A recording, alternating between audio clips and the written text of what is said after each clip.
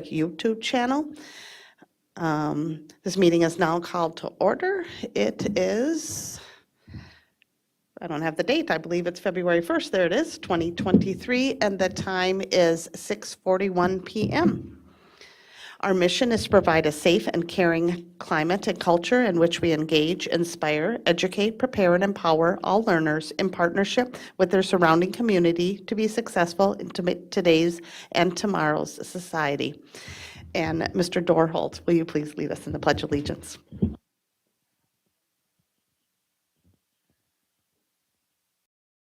To the flag, United States of America, and to the republic for which it stands, one nation, under God, indivisible, with liberty and justice for all.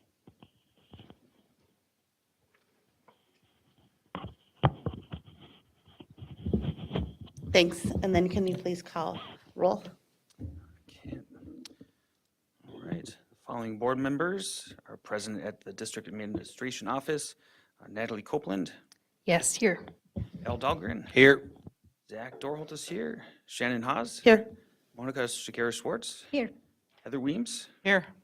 and the following board members are not present, which is Scott Andresen. The following cabinet members and staff are present at the District Administration Office. Superintendent Dr. Lori Putnam, Assistant Superintendent of Secondary Education Kay Nelson, Assistant Superintendent of Elementary Education Dr. Mike Rivard, Executive Director of Operations Gary Ganji, Director of Innovation and Instructional Technology Ryan Cox, Executive Director of Student Services and Special Education Carol Potter, Media Technicians Paul Novak and Gordy Scott, Custodian on site is Steve Hain. The following cabinet members and staff are virtually present. Director of Equity Services, Ian Omar. Director of Community Engagement and Communications, Tammy DeLand. Executive Director of Community Education, Adam Holm. Executive Director of Finance and Business Services, Amy Scalroot. Executive Director of Human Resources and Labor Relations, Tracy Flynn Bowe. Executive Director of Learning and Teaching, Lori Posh. Executive Director of Research Assessments and Enrollment, Don Roper. And Executive Assistant, Jan McGuire. Thank you. Next, I'm looking for a motion to approve tonight's Board of Education meeting and work session agenda. So moved. Seconded. Okay, I have a motion by Natalie and a second by Heather. Zach, can you please call vote? Al Dahlgren, Yes. Zach Dorholt, yes. Shannon Haas. Yes. Monica Shakira-Schwartz. Yes. Heather Weems. Yes. Natalie Copeland. Yes. Next is the consent agenda. The consent agenda consists of non-controversial items that the board adopts routinely without debate. Any single member may remove an item from the consent agenda by requesting removal at the time the consent agenda is moved for adoption. On tonight's consent agenda, item A, approval of personnel staff changes. Item B, approval of monthly treasurer's report for December 2022. Item C, approval of monthly financial report for December 2022. And item D, bid award Apollo Stadium improvements. Does any member wish to remove an item from the consent agenda? Okay, then I'm looking for a motion to approve the consent agenda as read. So move. Do I have a second? Second. A motion by Monica and a second by Heather. Zach, one more time, we call vote. Zach Dorholt is yes. Shannon Haas. Yes. Monica Shakira-Schwartz. Heather Weems. Yes. Natalie Copeland. Yes. Al Dahlgren. Yes. Okay, thank you. Moving on to discussion and action items for tonight. We have one action item. It is the approval of the 2023-2024 school calendar. And will be presented by Dr. Mike Rivard, Assistant Superintendent for Elementary Education. Good evening, Chair Hawes, Superintendent Putnam, and members of the board. This evening, I'm ready to represent our calendar and present this year's, or for next year's calendar for the 2023-24 school year. This year's calendar is very reflective of, or next year's calendar is very reflective of the calendar that we have for this year, with no significant changes. Our holidays are matching up fairly the same as what we have this year. What you will note is changes is some professional development time that we've set out for 4 Wednesdays of the month. And those 4 Wednesdays of the month are noted in October in November, and May. And what those days are looking like and what we're proposing is having those days be 2-hour early dismissals, and those would be staff professional development days.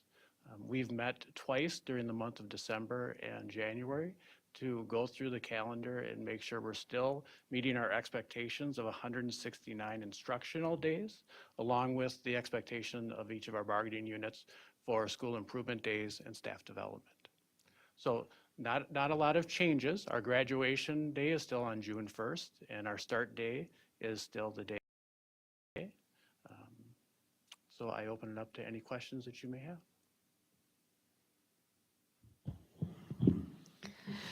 Al? Is the staff development on those days, that's the staff development then is, Like a 2-hour early dismissal.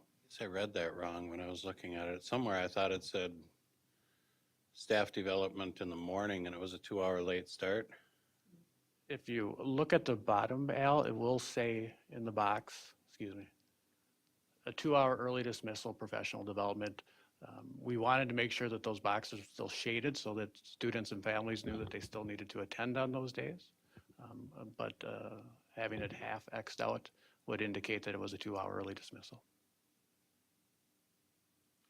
The other question, and I ask it every year, I know, but on MEA weekend, what exactly is Friday?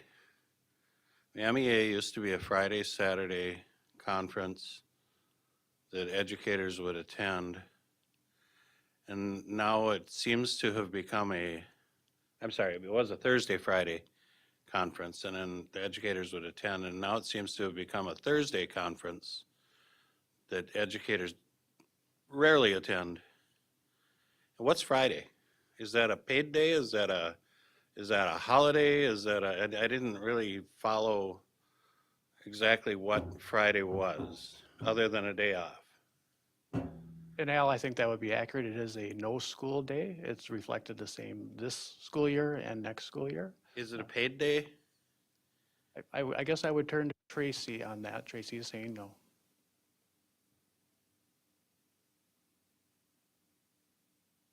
It is, Tracy, considered one of the 180 some days or not?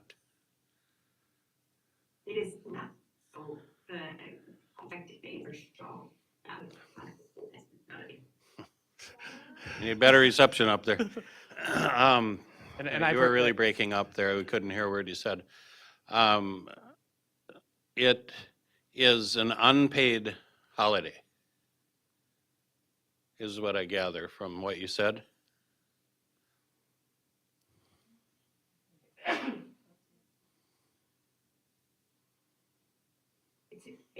It's not out of school, it's not a DJ anymore. I can't. Yeah, I can't. We're gonna get it.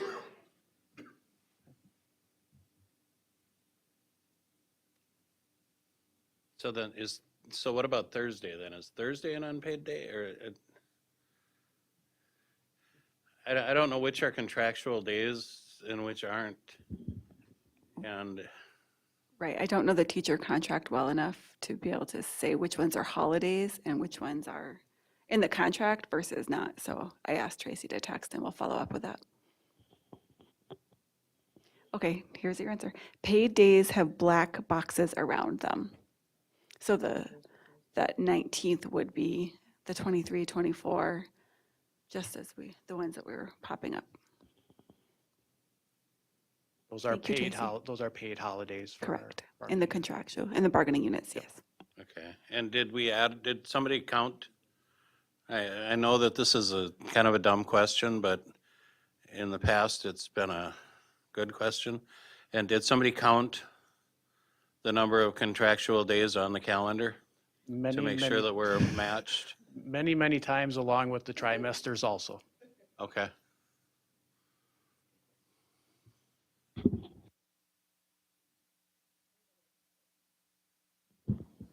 Anybody else have any questions or comments? This is an action item.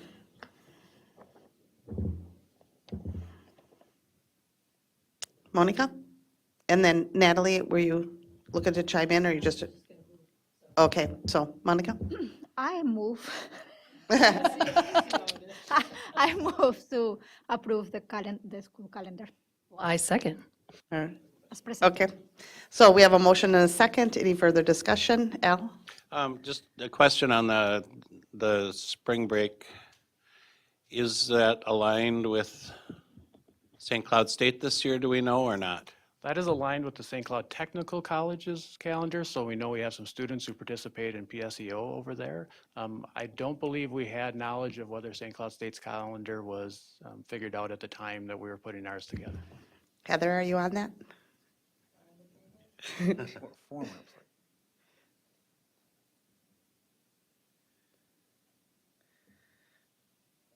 It is this year, right? No. What's that? Is it this year? Lined No, up? I don't believe that it is this year. In the past, we aligned it with St. Cloud State because there were a number of families who would take advantage of, spring break and go somewhere, but I don't know, but It used to be a considerations as we looked at bus drivers, and some of our drivers were also St. Cloud State students. Now, as we were having this conversation, the conversation really went back to our students, and that we had students who were participating in PSEO and primarily at the technical college, and to have them have matching vacation time seemed to make sense not only for families as they chose vacations, but also just for the kids, so that they could have a true break. Point. According to St. Cloud State's spring semester calendar, their spring break is March 4th through 8th. So it aligns. Okay, both. so we match. Win-win. Okay, any further discussions? We have a motion by Monica, a second by Natalie. Zach, can you please call vote? Shannon Haas, Yes. Monica Shigera Schwartz, Yes. Heather Weems, Yes. Natalie Copeland, Yes. Al Dahlgren, Yes. Zach Dorholz, yes. Okay, thank you. Next, we're moving on to reports. And I believe that there was just one committee that met since last time that has a pending report. But that is Board Development Policy and Governance that met on January 25th. Scott's not here. He'll be back next meeting. Okay, so he can report his first official committee report. We'll save it for him. I don't want to take that away from him. Okay, so then we're moving on to future agenda items. February regular board meeting topics will include Clearview Elementary School presentations, the LEAF report, achievement and integration plan, and some policy readings. At this time, does any board member want to suggest any future agenda items?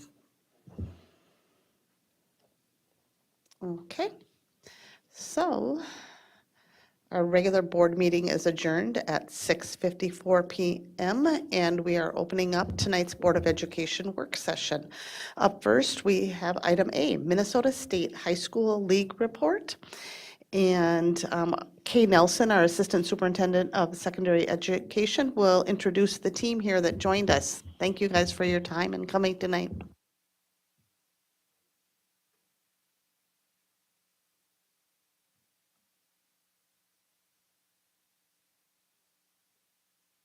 All right, thank you, Chair Hawes, Superintendent Putnam, board members.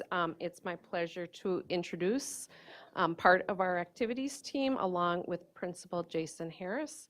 We have Alex Badger, Megan Chatterton, and Eric Ruska, and they are here tonight to share a little bit about how the Minnesota State High School League is doing with their We Make a Difference campaign. Do you want to go to the next slide? So what we're going to I asked them to present tonight is to share with you to what extent they feel the Minnesota State High School League has followed through on the goals of the We Make a Difference campaign, to give a summary of the student conference that was held on January 13th, and then just share a few hopes for moving forward and how we can take what we've learned and apply it here. So I will turn it over to Eric Ruska. All right. Hi, everyone. I'm just gonna go through a little bit about where it's been, where we're taking up to this current conference. So what extent did the high school league follow through with their goals on the We Make a Difference campaign? So on the screen, you can see what the campaign goal originally was, to identify and provide resources to assist schools and administrators in Minnesota in planning, preparing, and implementing best practices to address and eliminate harmful behaviors. And there's a long laundry list of those. As a result of the first World Cafe, one of which we held here in St. Cloud, those conversations came about 9 basic themes that they were going to intend to work around for the next part of the campaign. On the screen now, you can see the 9 different themes. And again, it was gathered from 7 different World Cafes, 1,500 different student voices, ranging from the summer all the way through the fall. And you can, I'm not going to have to read all of them, but you can see some of them are very clearly stated in terms of what they think is going to be addressing and eliminating in terms of harmful behaviors. The next campaign goal was simply to organize and facilitate student groups in bringing student voice to address the issue involved, and then develop a kind of a model or code of behavior. The conference, the second part of the conference that was scheduled on January 13th, scheduled some time for students to reflect and respond to the 9 different themes that you just saw on the screen in small groups. They recorded their thoughts on one specific theme using something called, that they labeled as the G-Wave model. And on the next screen, you can kind of see what that model looked like, and students were able to use one part of that for their particular answer for those themes that were on the board. I'm not sure how you want to handle questions, but I think we want to jump back a couple slides so we can just absorb 2 slides, absorb that for a second.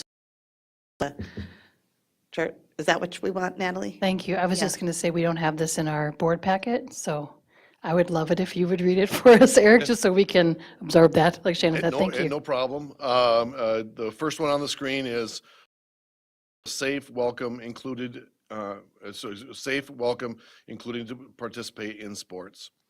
2, we will identify opportunities for mentorship, connection, relationship building, and team building for both students and adults.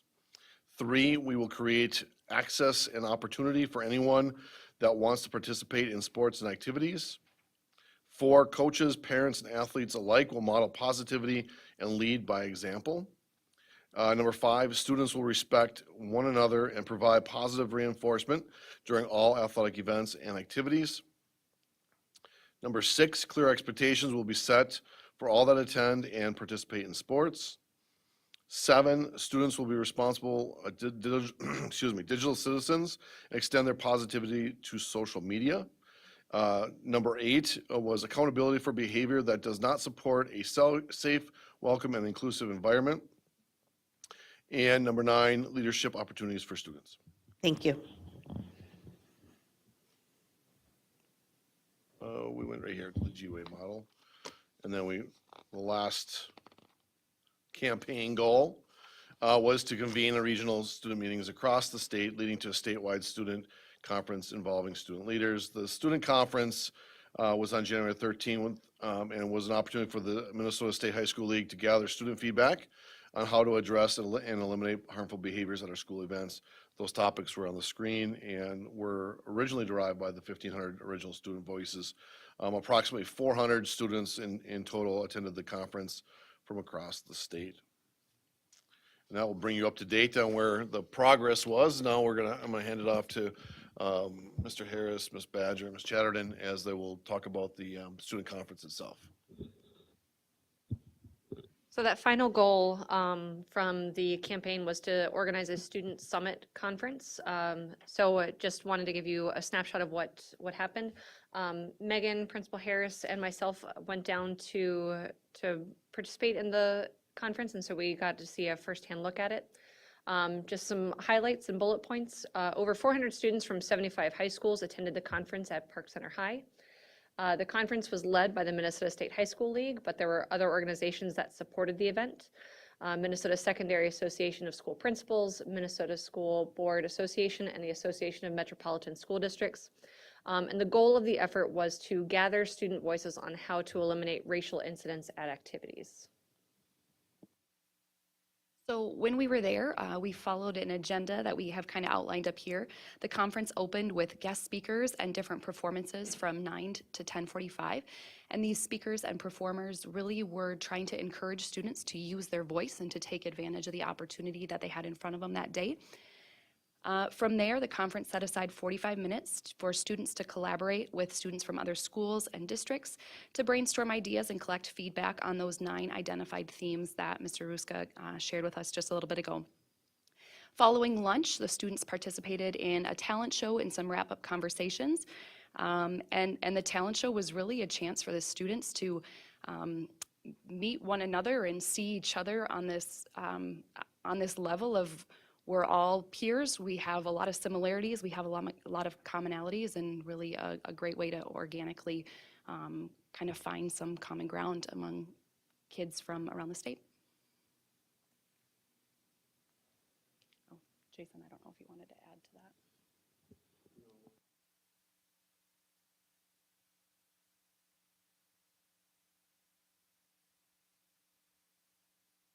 that. There we go, thanks.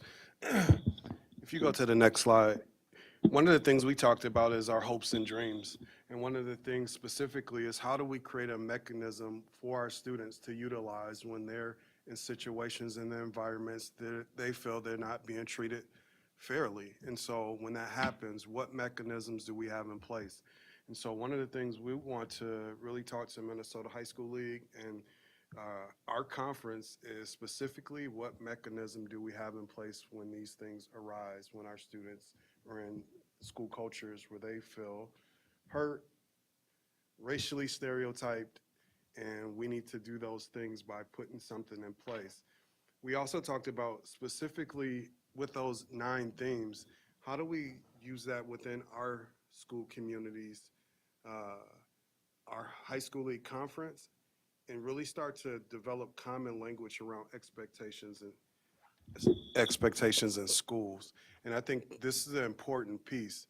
We can have these conferences, the summits, but if we don't have action steps or mechanisms in place to report when our students are in environments where they feel unsafe, I think it's, frankly, a waste of time. And so we need to really force the issue specifically with our conference, Minnesota High School League, and when we can share a few experiences, and we just had one recently where our students went to an environment and they didn't feel safe.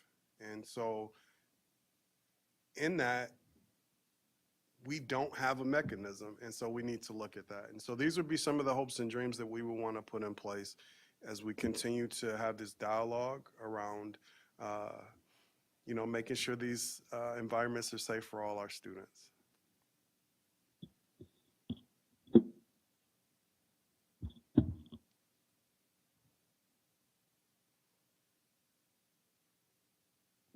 These are just some of the pictures from the event itself. They had the gymnasium set up as kind of the initial takeoff point, and then our students working in their groups on their G-Wave model.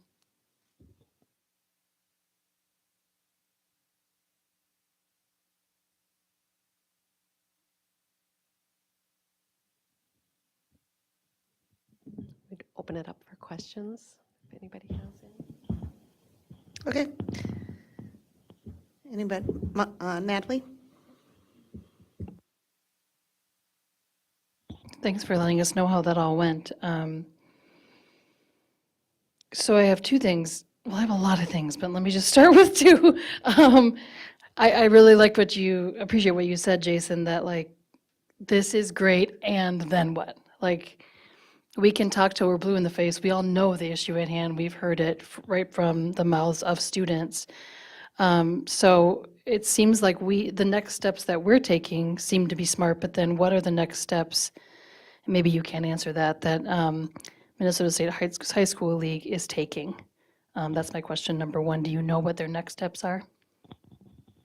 I did speak with one member of the Minnesota State High School League during the student conference. It was right after we had an incident with another district.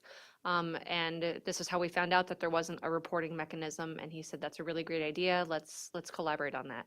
So he seemed very open to the idea of a reporting mechanism. And I think it's a work in progress. It seems highly lacking in like vision in this way. Like if students are asked their feedback, then I would, and I'm talking to Minnesota State High School League, not now y'all here, like I would want to know as a student now, what are the next steps that we're going to take?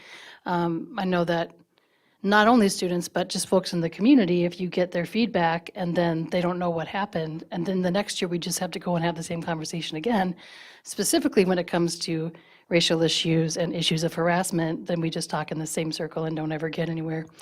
So I would really like to hear from Minnesota State High School League the timeline for that reporting, and if we need to do some pushing on our end like we have been doing at a board level, I would be happy to head that and or do that together.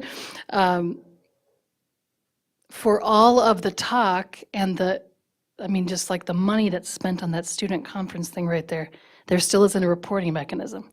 So it just seems a little bit flat to me.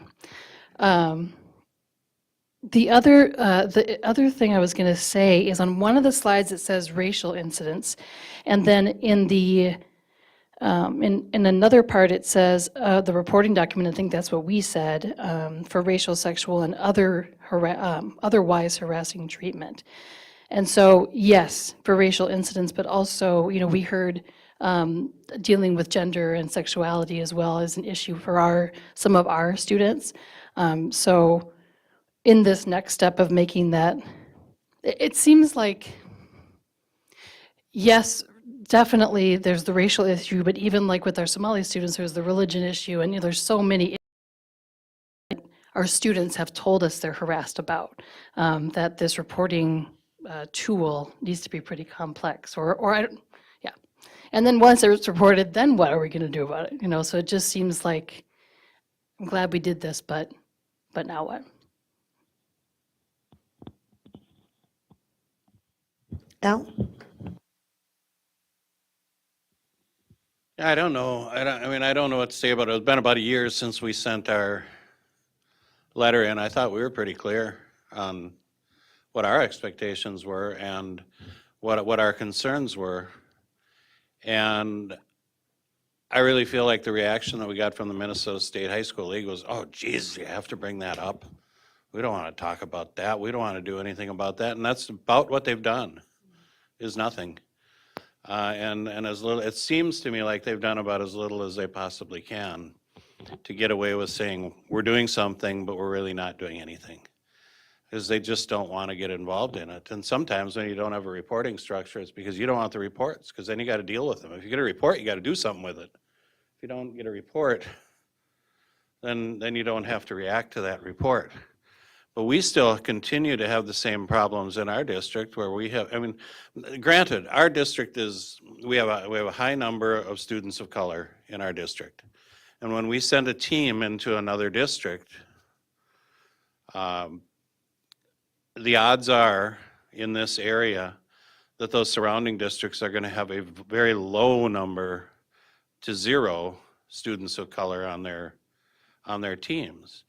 And the students and parents and just the community members in that community haven't been exposed to students of color or athletes of color ever, really, until recently, and they do not know how to react. And sometimes you get racial incidents out of that.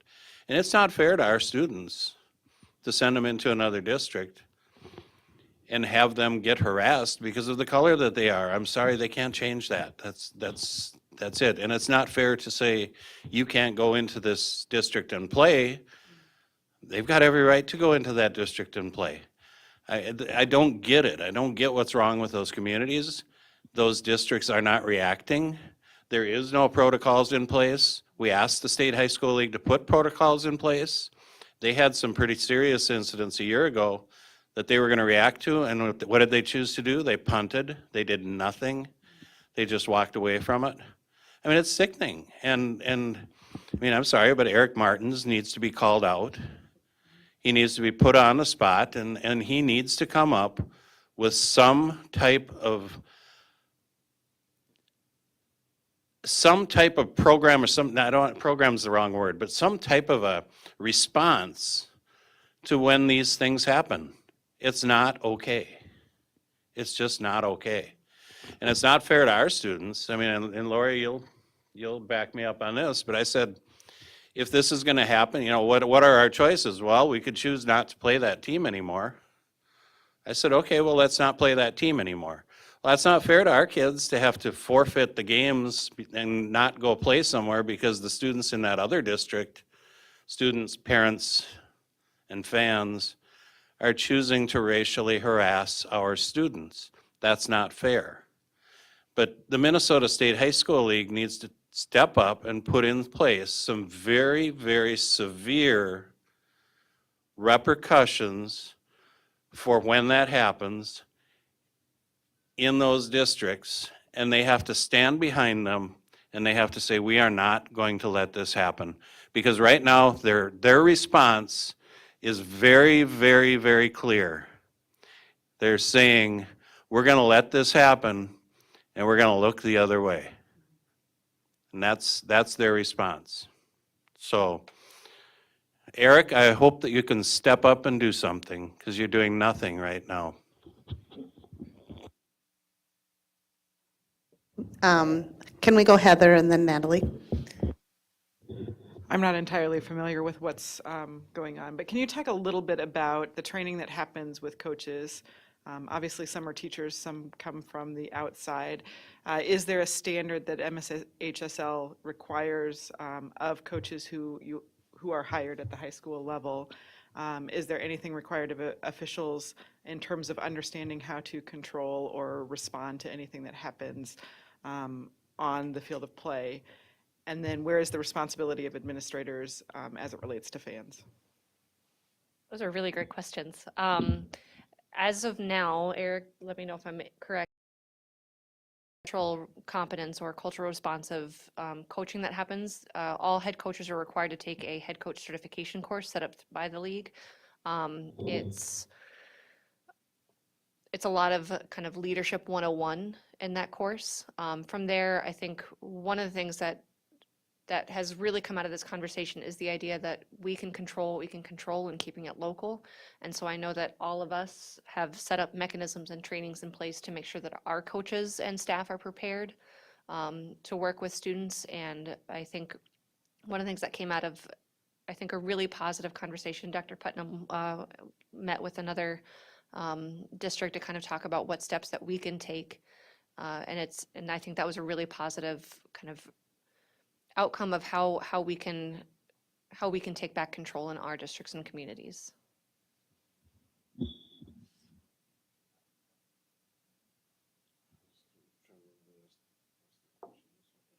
Oh, officials, yeah. Officials, not that I know of. And I think that's pretty obvious when we're watching officials. A lot of them do the best they possibly can, and I think that's something that I would hope as we move forward, that was something else that will be a part of the officials training. However, in light of the fact that we have a hard time getting officials, it's another barrier of getting officials in, but something that probably would need to be done as well.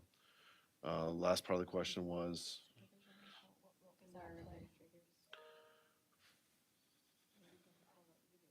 Yeah, well, you know, and I think, you know, speaking from a conference wise and what we do, when we travel or when we're at home, we're always in control of what we can control. The crowds at our school are under our jurisdiction when we're at home. Some of the problems that have come up are when we go to other gyms, those same basic assumptions aren't always met. But I think as a conference, we've had many discussions about how do we keep that equal? How do we have one set of rules so that, and we're all enforcing the same rules without any assumptions? Well, I assume that we're doing it at Apollo, but are we doing it at Wilmer? Are we doing it at Brainerd?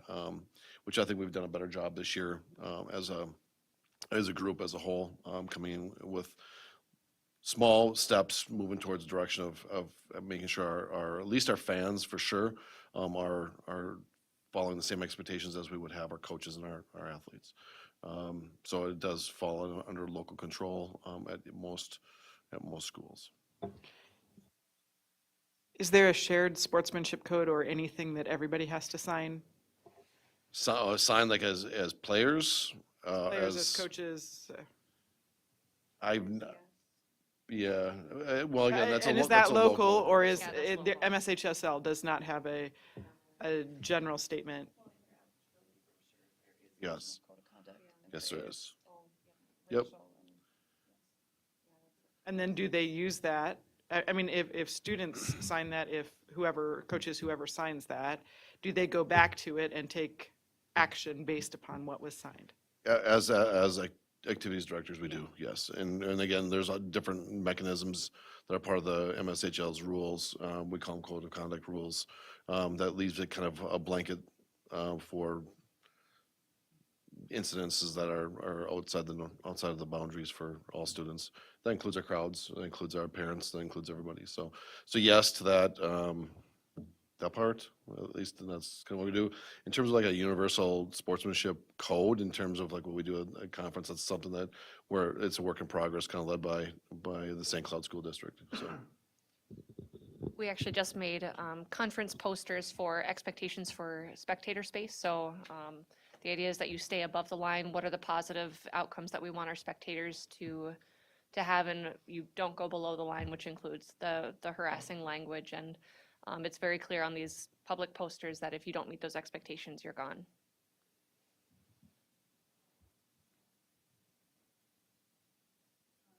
I think Natalie and then Monica.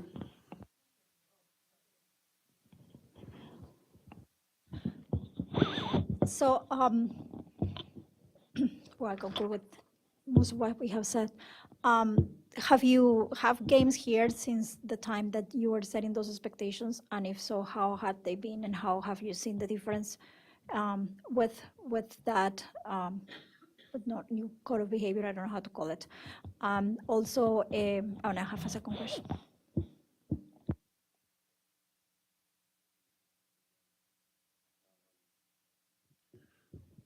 overall, I think sportsmanship has been better from our standpoint, at least in whatever else we haven't had, I don't know if we've had any incidences at home. So I would say, yes, it's been improved. It's improved from last year significantly, and that could be just the fact that we let people actually back into events full scale, and they are embracing school spirit again. I haven't seen anything at our home events this year. And we have had home events with teams from other schools, right? Yep. So what you're doing work. We have something to show. Yeah, I think so. I hope so. I also wanted to, so congrats, thank you. Also wanted to know what the students say at the conference. How do they leave feeling? What were their comments? What they were saying? That was probably the joy of it. Just really seeing students come together and talk to other students across the state. Our students spoke that they felt they were well prepared because we just had a summit within the district, and we were talking about expectations on how we want the environments to look. And so in talking to the students, getting to talk to students across the state, if it's south, east, west, and specifically on the 9 themes, it was good conversation. And I think I'll go back again, when you can have students have this conversation, they can get involved, they can become engaged stakeholders, but they also need a system in place from the institutions and the schools. And so they had a good experience when we talked to our students of just really talking about ownership in our school communities and what they want to do. And just seeing them, I took a lot of these pictures. I was really impressed of how our students showed up, and they felt real confident this could be intimidating.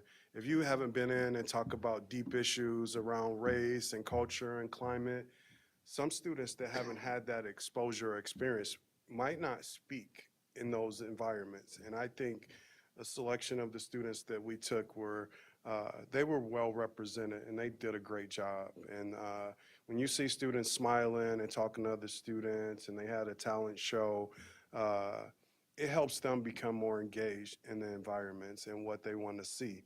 And I think as we continue to work with our students and hear student voice, this is where we need to go, right? Our students need to take a real good engagement and getting involved. And you guys rode back with them and, you know, you talked to them, and I think it was great in that aspect of them just really meeting other students and talking about student issues, what they see and when they go in environments. Best compliment, I would do this over 1,000 times from at least 3 of the 4 students that are up there from Tech that said, they said they would do it 1,000 times over. So, I mean, that's pretty cool when you have kids saying, I do that again and again and again and again. It was so impactful, it was powerful, it was fun. People listened, people were interested. So I think that was a pretty cool compliment by all of them, just what went on, what kind of conversations went on, and what was being said. So that's great. So I like, I mean, I like to think about a way or a strategy that we can continue to keep pressure over the league and what we have to do and to show, and also that is shared with the administration and the students that are the ultimately ones that are part of this. I like a lot to know that what we're doing works and that we can somehow keep some data about it. Is that possible? I don't know if we're keeping track of what's happening or the events that we're having here and the things that happened here and comparing with something else and maybe tell that to the league and continue to write up to them. I'm with you. It's appalling that there is not a reporting mechanism. I mean, that essential thing there, and then telling them, okay, what? Did we just learn that? You thought that was a great idea? Yes, it is a great idea. Please do it quick. It's just something that I think that we just need to keep nagging about it until we really see real improvement. I mean, we're just seeing showings of like pressure is working, but not real improvement. And also wondering about what other schools similar than ours, by this similar way that we are thinking about it, and how are we communicating with them, and if students are communicating with them. So I'm not sure if that's the case, but just comment. Natalie and then Heather, Okay, and then Al. I have 4 action steps and 2 truths to share. So I'm just going to put it out there and we can talk about it. So the 2 truths that I want to say is, number 1, the student conference has not changed our reality at away games or matches. What we've talked about, y'all have changed our reality. And you were continuing to do that even before this issue came up. So that's the reality for us. Our students are still unsafe. The end. And then number 2, this is what really gets me about stuff like that is that the burden of this issue is placed on us, which we're the ones in our conference anyway that are suffering the most. Our students are. So that is a classic issue with entities that I see acting non-racist, which I see that is what's happening here with MSHSL instead of anti-racist.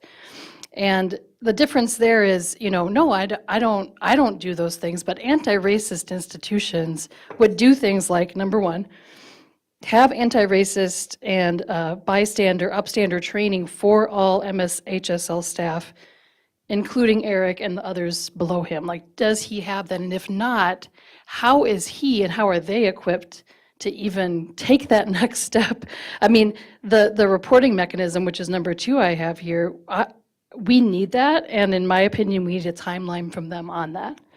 So they're trained, get their anti-racist training, and then figure out the reporting and figure out a timeline for that, and that all could be done in the next year. I would say there's nothing more important than our student safety. In regards to those 9 themes, wouldn't it be amazing for the students to see their work being utilized in the, what am I trying to say, like the stuff that, like the code of conduct. So if each student, coach, ref, whoever it is, has to sign up to those 9 themes, then we know what we're calling each other out on. And that would be beautiful to take the student's own language and utilize it like that. And so that's all broad MSHSL stuff. But for our conference, you know, to hear that it happened again, I didn't know that, and not that everybody has to know that or has to know the details, but we see what has happened in Minnesota when these incidents are called out in the media. Things actually happen. And so I don't have the answer to this, but I'm wondering what is our next step as a district in you know, it's one thing to just put somebody on blast, but it's another thing for this continuously to happen to our students and for the communities that are our neighbors to not be held accountable for that. So I think there are beautiful Minnesotans in every community that we play in that would stand up, you know, and say, this isn't the kind of town I want to live in, you know? But if they don't know what's happening, then they don't know that there's that issue. And so maybe some more transparency on our end. I get worried about, do the students really want to have to relive that crap again, you know? But, so I don't know how exactly to do that, but some more transparency on our end might be needed in order to ensure our student safety. So those are my ideas.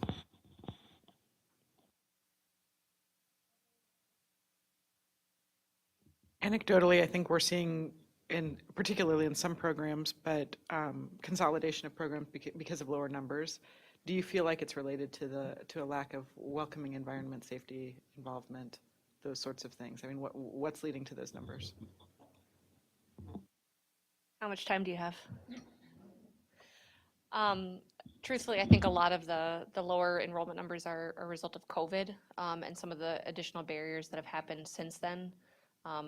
I don't get the impression that students aren't joining because they're feeling unsafe. I think it is a reality that if you don't already see yourself represented in that sport or activity, it's much harder to then join yourself. I know when I was doing research as a swim coach that was one of the biggest barriers to getting students of color involved on swim teams is just no one else looks like me, so why should I go? And that's a chicken and egg thing that I haven't figured out yet.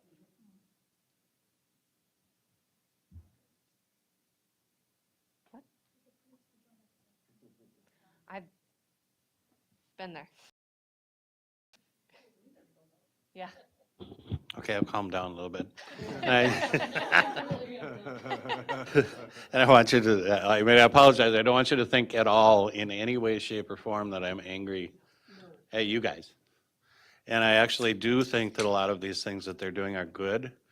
But I also believe that they are leaning on these as, look, we've done something, while at the same time failing to address the main issue that's in front of us because they don't want to deal with it.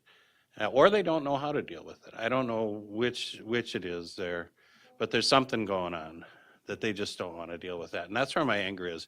And my anger is that I don't think that it's fair to our students in our district to continually be put out there into those situations. They don't deserve it. They're student athletes. That's all they are. They're student athletes. Let them go be athletes and come home and have go out, have a good time and come home. They don't need to put up with that stuff. And when the State High School League fails to go out and respond in those communities who are creating this issue within this district, and it is kind of unique to this district within this area. That's a failure on their part, and that's where my anger is. And you can look and just say, oh, look, we put on these beautiful conferences, we're bringing people in from all over, we've got experts coming in. Do something about it, you know. But the 9 things that were up on the board, those are all great, but there's no teeth in them. You know, I can point at every one of those and say, what have you done about it? You know, they need to do something.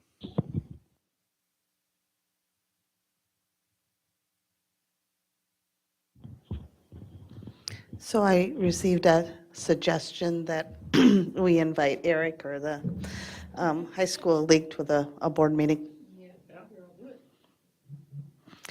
How do we officially do that? That we think would get the best, most largest percent chance that they would attend? I mean, who would it come from? From the, that's in a non-threatening manner?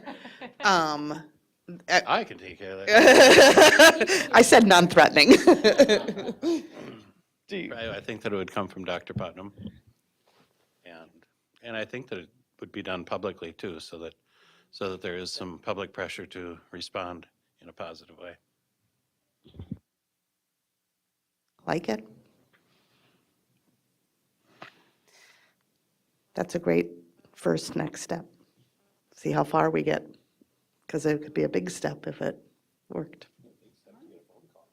Yeah. Okay. Natalie? What else do y'all need from us besides being hyped up and calling Eric to the table?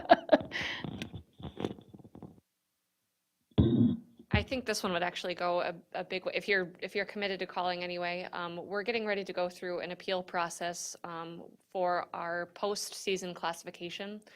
This is basically all the tournaments that we have to qualify for the state tournament. And the appeal process is in place where they automatically take enrollment numbers, and they place you based on enrollment numbers. Well, we look like a huge district, especially our crush teams, because we have so many students. We've collected and compiled data. Thank you, Donna Roper, for your help with this, by the way, if she's out there listening. In compiling data that kind of shows, you know, here are the additional barriers we have: EL, SPED, SLIFE, homeless, and just trying to make the case that those are barriers every bit as important as enrollment numbers. And I know that's something that would go a long way with supporting our students in athletics particularly. Is that a every other year, every 3 year, every other year, every 2 years? And they do acknowledge free and reduced percentage. Is that the only, it's 2 numbers, your enrollment number and your free and reduced? The initial one, yes. And then you are granted an opportunity to appeal to a lower class, or you can also opt up to a higher class. But there's no guarantee. And, you know, we're not trying to win a state tournament in every single sport. We would just want our kids to have fun and not get blown out of the water, because that's not fun either. Mm-hmm.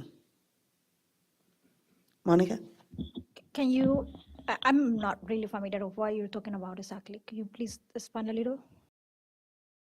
We'll take basketball. In a basketball season, you play 26 games in a regular season. And then based on how you did in those 26 games, you are seeded to do a postseason playoff. And this is how you qualify for the state tournament. You go into what's called a section tournament. And the section tournament, it's a tournament, the winner from that tournament goes on to the state tournament. But if you're in a section for that playoff tournament, like right now our dance team is going to go to a section tournament this weekend with Brainerd, Maple Grove, Sartell, much bigger schools with fewer barriers. And I know that if you've seen these girls dance, they're incredible. And they've worked so hard, and they know that they're not going to have a chance at qualifying because they're just up against these huge schools.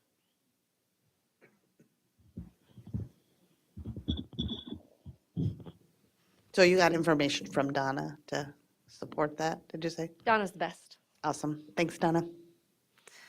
Okay. Can we just hear the follow-up on that once you've already submitted it? Can we hear the follow-up on that when that comes? Yes, absolutely.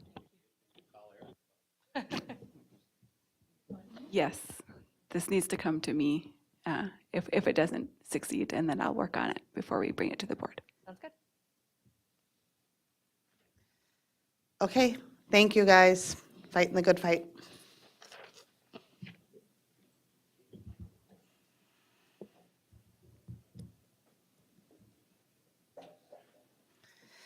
And then we're going to move on to our next item up. We have restorative practices and conscientious discipline update. Conscious discipline update. And I think we'll have Carol Potter, Executive Director of Student Services and Special Education, who's introducing the team. Shannon Avenson is going to come up here.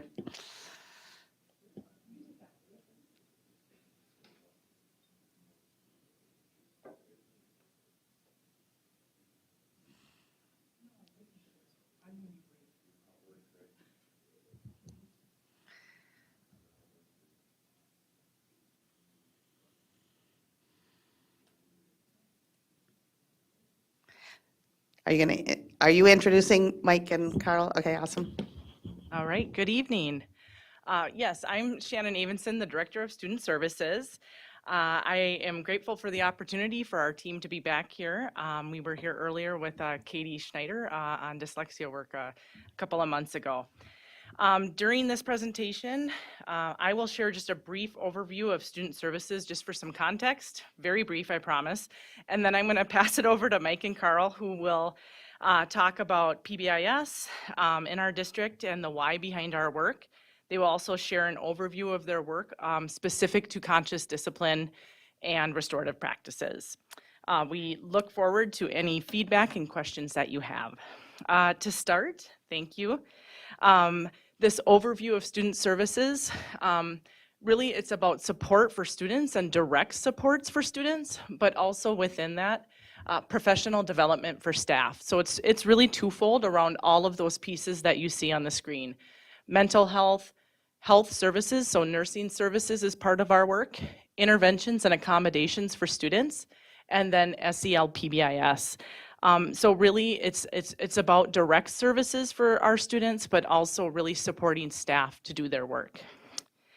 I really just wanted to give an acknowledgement to the fact that Mike is new to this role. He was hired this summer to be the SEL coordinator, and that was originally previously Jack Peterson's position. And then we were very fortunate because Mike would have had conscious discipline, PBIS, all of the pieces, right? Restorative practices. But Amy Skullroot and myself wrote a grant to MDE. It was an anti-bias grant. And our project was specific to implementation and coaching around conscious discipline. And we were awarded that 2-year grant. And that is the reason that we were able to bring Carl on. And what a huge benefit. It has allowed Mike to really go deeper with coaching around restorative practices for our secondary schools, and it has allowed Carl to go deeper with conscious discipline implementation and coaching for our elementary schools. And I just want to say, the work they're sharing with you tonight, they won't say this, they have been doing this work for only 6 months, and they are just doing an outstanding job. So with you all, before we jump to our goal alignment, just very quickly, in student services, we have SIP goals, continuous improvement goals, and we do align them to our strategic objectives and mission. And tonight, they'll be sharing what they're doing around the work of positive climate and culture, and then also family and community engagement. So I am happy to turn it over to these two, and then I'll be available to support with any questions.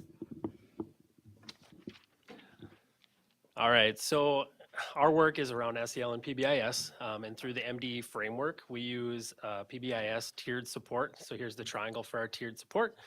We also use SEL competencies through that MDE framework. Those are self-awareness, self-management, social awareness, relationship skills, and responsible decision-making. Our PBIS tiered support system, our tier 1 is really for all of our students. This is going to be your school-wide expectations. Our tier 2 support is roughly for about 15% of our students. We do a check-in, check-out. This is a support staff in our building that checks in and checks out with a student that has been identified through the MTSS process. And it's really just that connection, that person for them in the building that they can go to and kind of check in to see how they're feeling, how their day is going, and also set goals for the day. There's also scheduled breaks through our tier 2 support. And then our tier 3, there's some check-in, check-out with that as well. And then a functional behavior analysis, which is more of like a kind of like a feedback on getting to the root of the behavior with the student.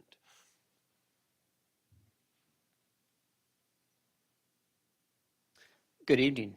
So conscious discipline is really a framework that we're looking at with our pre-K to 5th grade.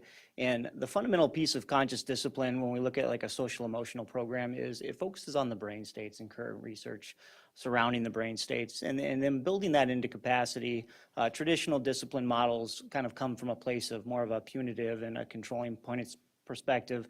Conscious discipline is all about relationships and connections.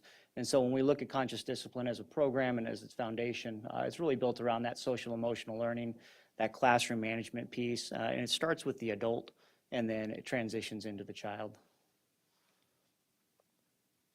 Talking a little bit about the brain states, one of the things that I'm blessed to do is I get to push into schools on a daily basis and work with teachers directly in the sense that we can work through brain states, and our staff's able to get professional development surrounding the executive state of the brain and that thinking part, and that's where kids are able to access that brilliance when they push into the classrooms and they're doing the learning.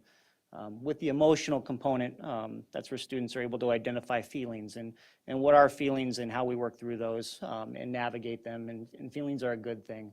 And just kind of coaching that piece through. And then also recognizing the survival state and sort of what that looks like and feels like, and supporting kids with that work as well. And this starts with adults. And there's a connection there with our teachers when they're working with kids on recognizing that all of our brains function this way. And there's a beautiful learning piece that we're able to build in with that curve. And it's really about student voice and for them to understand this piece about how their brain operates and then feel like they're in control of that and they're able to advocate. At the core, we know that students need to feel safe, and so conscious discipline recognizes that, and as kids come into the classrooms, that's where we constantly are talking about a class family and a school family and building in that safety component.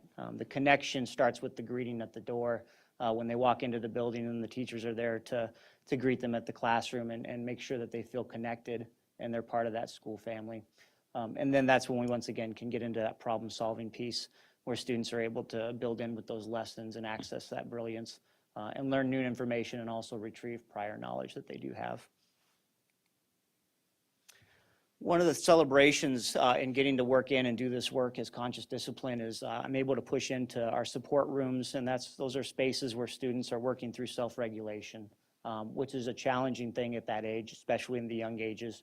When we're talking about feelings and sort of working through that process and recognizing that they have their own powers and skills that are built in there. For example, one of the focuses on the power of attention, and we know that what we focus on, we get more of. And so building in those powers and those skills and teaching those in explicit lessons to kids and allowing them to ask questions and develop that piece. Up here you see a couple things like job boards. We know it's important for kids to feel connected, and so every child has a job that they're able to access and be a part of that community building and feel a sense of belonging. Wish wells, when students are out for whatever reason, the class is able to recognize their absence and wish them well. And that's a good feeling too when kids come back into that classroom the next day and see that their class, we're missing them and they're glad to see them back.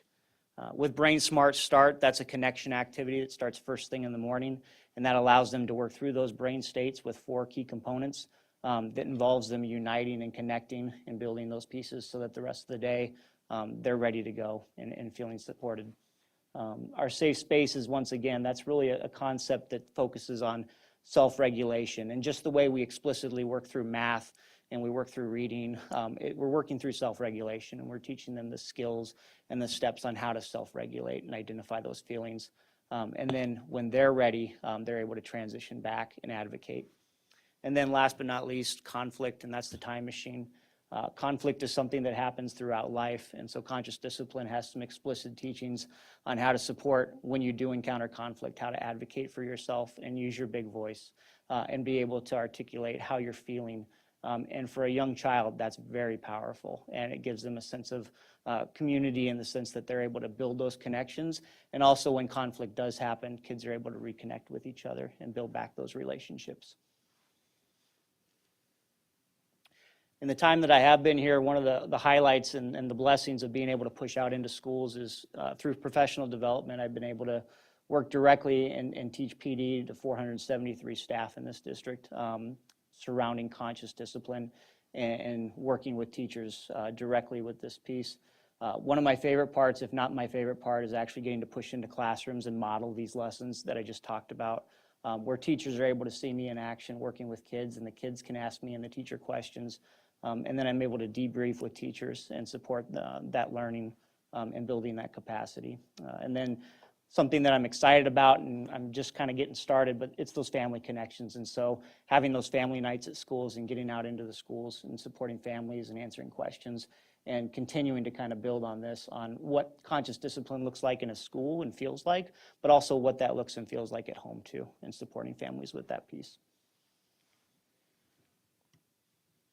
Once again, just to highlight, we are making a difference. This is a wonderful thing, and recognizing that self-regulation is a huge piece to that child's development and supporting them with that piece. And just identifying the missing skills and building those skills and supporting them. All right, kind of switching gears over to restorative side. You know, since early on in education, we've really had this zero tolerance, punitive, exclusionary discipline policies in our buildings, and in the schools in general. And most of those responses were things like in-school suspension, out-of-school suspension, detention, expulsion. And really this restorative piece that we're working on is really a way to move away from that. Now, those things are obviously necessary in certain circumstances when possibly for the safety of our students and staff. They still could be warranted, but as we move into this restorative piece, we're really looking at the top here with it builds relationships, it gains respect between staff and students. It really helps our students understand the responsibility, and then it repairs that harm, which is kind of the most important part when it comes to the restorative piece. Here's just some of the professional development that we've worked on this year so far. So in last June, we had a restorative practices training for our leadership teams in St. Cloud. There was about 75 participants for that. And then we also did 2 other restorative practice professional developments later on in the year in October, specific to some of the strategies that come along with restorative work. Respect agreements, we had about 26 staff attend that one, and then restorative circle training was about 24. That was support staff, that was assistant principals. It was a wide variety of staff in our buildings that are all helping our students be successful. Some of the components of restorative practices are respect agreements. So these are collaborative documents that really, they're not like your classroom rules. They're more of how are we going to treat one another in the classroom. It provides teacher and student voice, which is super important, and how we treat another and how we treat the space that we're in. Community building circles is another one piece of the restorative work. It's utilizing a talking piece, and really it helps our students and our staff be intentional about conversations around building those relationships, which are so vital to our students' success when they're in the classrooms. And that's all through rich conversations. Structured day is another piece. It's a 3-day structured schedule for our students, and really during that time, it's a time for them to learn about what they did and how they can repair the harm that might have been caused. It's also what is seen as one of the alternates to suspension, which is very vital for our students. Is in the individual research project. So what they'll do is they will research whatever it was that might have happened, and then how that decision impacted not only themselves, but everyone else that was involved, and then they present it to an audience. I got a couple of examples here of what a respect agreement looks like. So they can look kind of different, but the best part about it is that students have the voice and they're able to create what they feel the room should look like, and they work together with their teacher. And then one of the accountability projects here was a poster on bus safety, which was very well received at that building. And then I do want to close. I was able to go out to Kennedy Community School and get some assistant principal feedback, testimonial on how well this is working in their building. So I got a little video for you guys to watch here.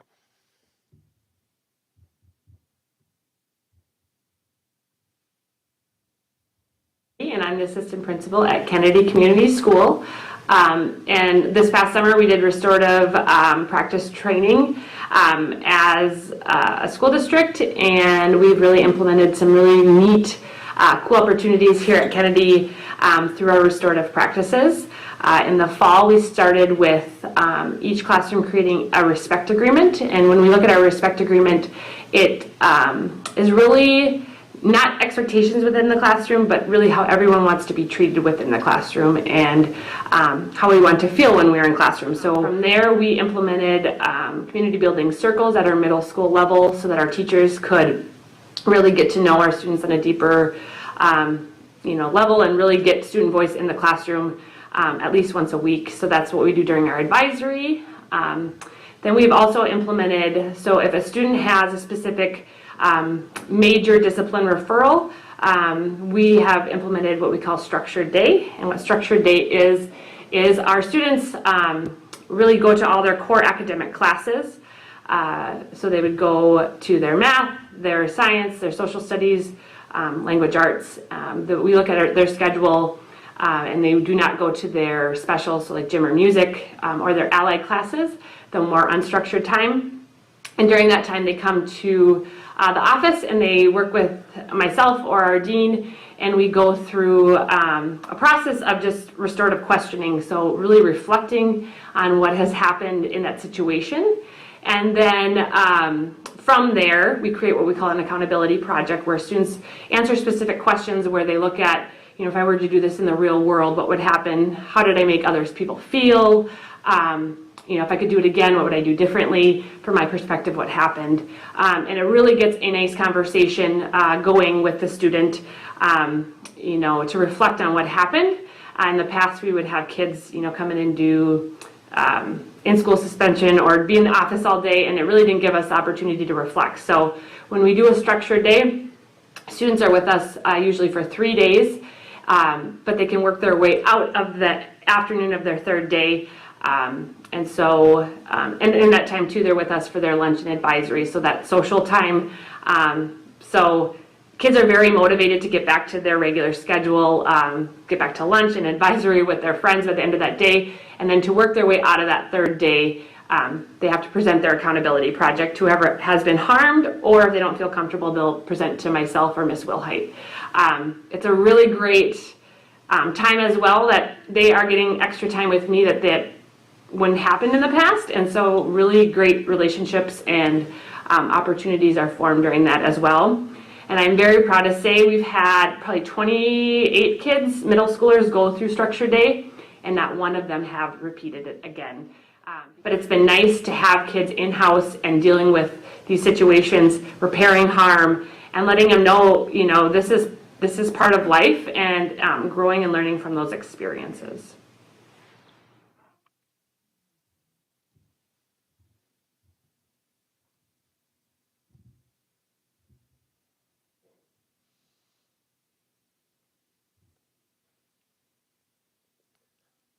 And so I think definitely speaking to that, not one repeat offender is pretty powerful. I think that's what we want our students to strive for, right, is helping them to understand that we all make mistakes and it's okay, and we're here to help you and support you and get you on the right track. So questions, that's it for us. Monica? Well, thank you so much for that presentation and for being here. So Shannon, when you introduced them, I felt that I wanted to clap. production. Feel like, okay. Like, okay, great. And yeah, so my first question is that where do you two guys come from? So I believe this is my 12th year in the district. I have been at a couple different elementary schools, but mostly a 4th and 5th grade teacher. And then I had the great opportunity to become an SEL coach for 2 years. And then this position opened up and some people reached out to me and said, I think you'd be great at it. And so that kind of led me to this point. So been in the district for 12 years now. Yeah. So this is my 15th year in education, and I come to you from Arizona. So I was able to transition out here when this position opened up, and thoroughly enjoying it. Out in Arizona, I was a school administrator before I transitioned out here. Did you come here because of this position? That's a great question. I actually came here because of my beautiful wife. She was born and raised here, and family's everything. So she talked me into coming out here, and I'm thoroughly enjoying it. So welcome to our community and really, really, really, really warm welcome. Hope you have had fun and you are enjoying your time here. So the other question, especially the weather. The weather is great. We have a lot of snow right now. Snow is cool. It's good, not cool. Cool too. Anyway, the other question that I had is that in that 3 days, whatever you call it. So tell me how you do those 3 days, because it just sounds like you're killing those kids with boredom. So they're bored to death that they want to come back to that. How does that work? No, that's a great question. That particular school that she spoke to on there, it's in their office, and it would be the administrator or maybe a dean or other support staff could be in there with them. They are escorted to every class, so they still go to math, reading, science, social. It's their allied classes, so like gym and music. And the reason why is that's a little bit more unstructured, so we want to kind of make sure that we maybe don't have any incidents come up during that time. But during that time, they're really working on restoring that harm. So they're working on that accountability project, and that's what earns their way out on the 3rd day. They're able to present that, and Jenna did a great job of saying, like, we're not going to make you present to a certain audience. If you feel comfortable presenting to, the administrators, that would be fine.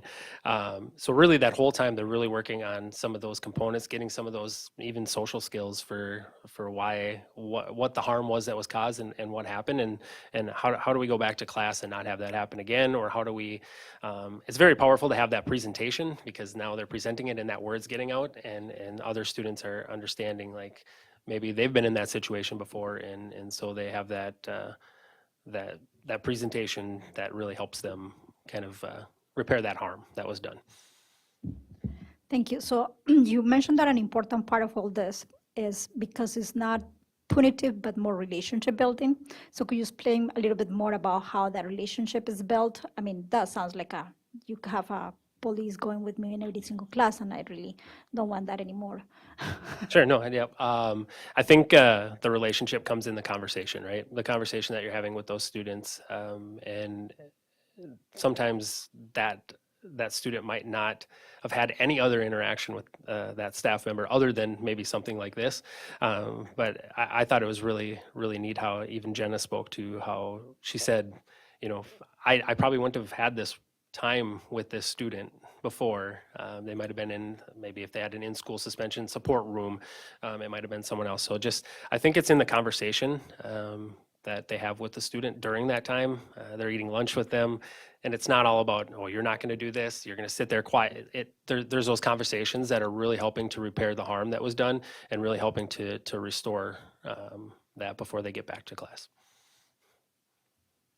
So again, tell me a little bit more about, so you were talking about, you discussed that this was a component in the activities and the programs with the students, but it's also a part of professional development.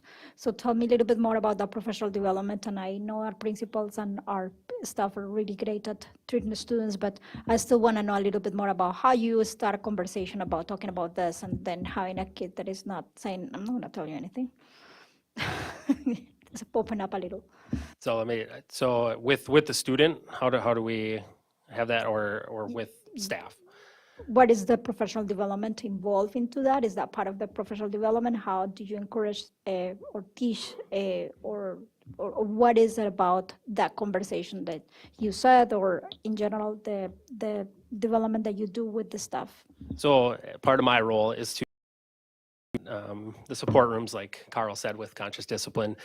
So getting out in buildings and having those conversations, providing some of that professional development that we brought in earlier in the year. We had our support staff that directly work with these students, with the respect agreements, with the community building circles. So we've had training on that. We'll continue to train more staff on that.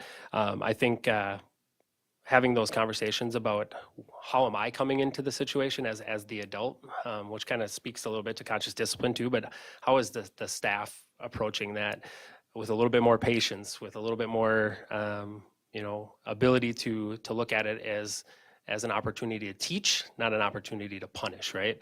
And so I think that has been kind of a talking piece for me when I go out and talk to our support staff. Like, where are you meeting them at? Do you need to take a little break before you have this conversation? Because I think it's all about how we approach the conversation. And sometimes we just have those relationships with those kids already, with those students. So it allows us to have those rich conversations without any real pushback from that, I guess, yeah. And my last question is more about resources. I don't know if Shannon, Carol, or Lori. So this sounds really great, wonderful. And it also sounds like very resource driven. And also, like, if you imagine, I don't know how many kids participate in the program or are earning the 3 days discipline so I want to know a little bit more about that. How does that part work? What kids go there? And how is this trickle down that you don't have the principal spending all day with kids because of this? So how that part of resources works a little bit more with this. And I think I do have some numbers on just like how this works. And it's not always just the admin that are involved in sitting in that space with those students. We have our BRSs, Behavior Resource Specialists, that are in that space as well. But so far this year, we have had 55 accountability projects, 51 structured days, and like 14 like reviewing of the respect agreements. We got these respect agreements in the classroom. Sometimes it's not necessarily going to the structured day or the accountability project. One of the resources is just going back and pushing into the classroom with that student and just kind of supporting them where they're at, and doing some, even I mentioned the check-in, check-out. So that's kind of a resource that kind of gets our students to get those relationships built with staff too. Other resources, we had a gentleman come in and from Leaving the Village, and he actually has a plethora of YouTube videos and things like that we use too as well to kind of get out to our staff to make sure that they're prepared for the work that we're doing. Al, and then Heather, and then Natalie.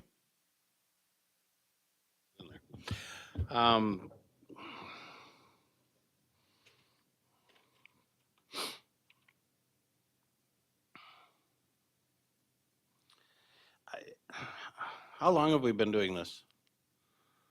The restorative practices? Yeah, just I think it's been in the district for a few years, but we're doing a kind of like a reboot, right? We're rebooting it and kind of bringing in some resources, and now we have a restorative person that can go out and support that in the buildings. So maybe Shannon can. I would say in the past, we've had multiple trainings. We've had through Minnesota Department of Ed, and it wasn't in student services, but we had trainings that were offered, and we had people come and take those trainings. So we'd have 20 staff, 30 staff that would come in the summer. And I want to say that maybe was done over the course of the last 8 years, maybe 3 or 4 times. But what was happening is we didn't have an implementation plan and a follow-up with it. So it was kind of like if you got the training and you felt comfortable doing it, you could do it. And so this was more intentional training and like Mike said, to really kind of reboot it and say, let's support you from student services and really digging into the work further. I have a couple of questions to follow up with on that, but how does it fit within, say, our student discipline policy? Has the policy been written and adjusted to this process, or, and which came first, the chicken or the egg?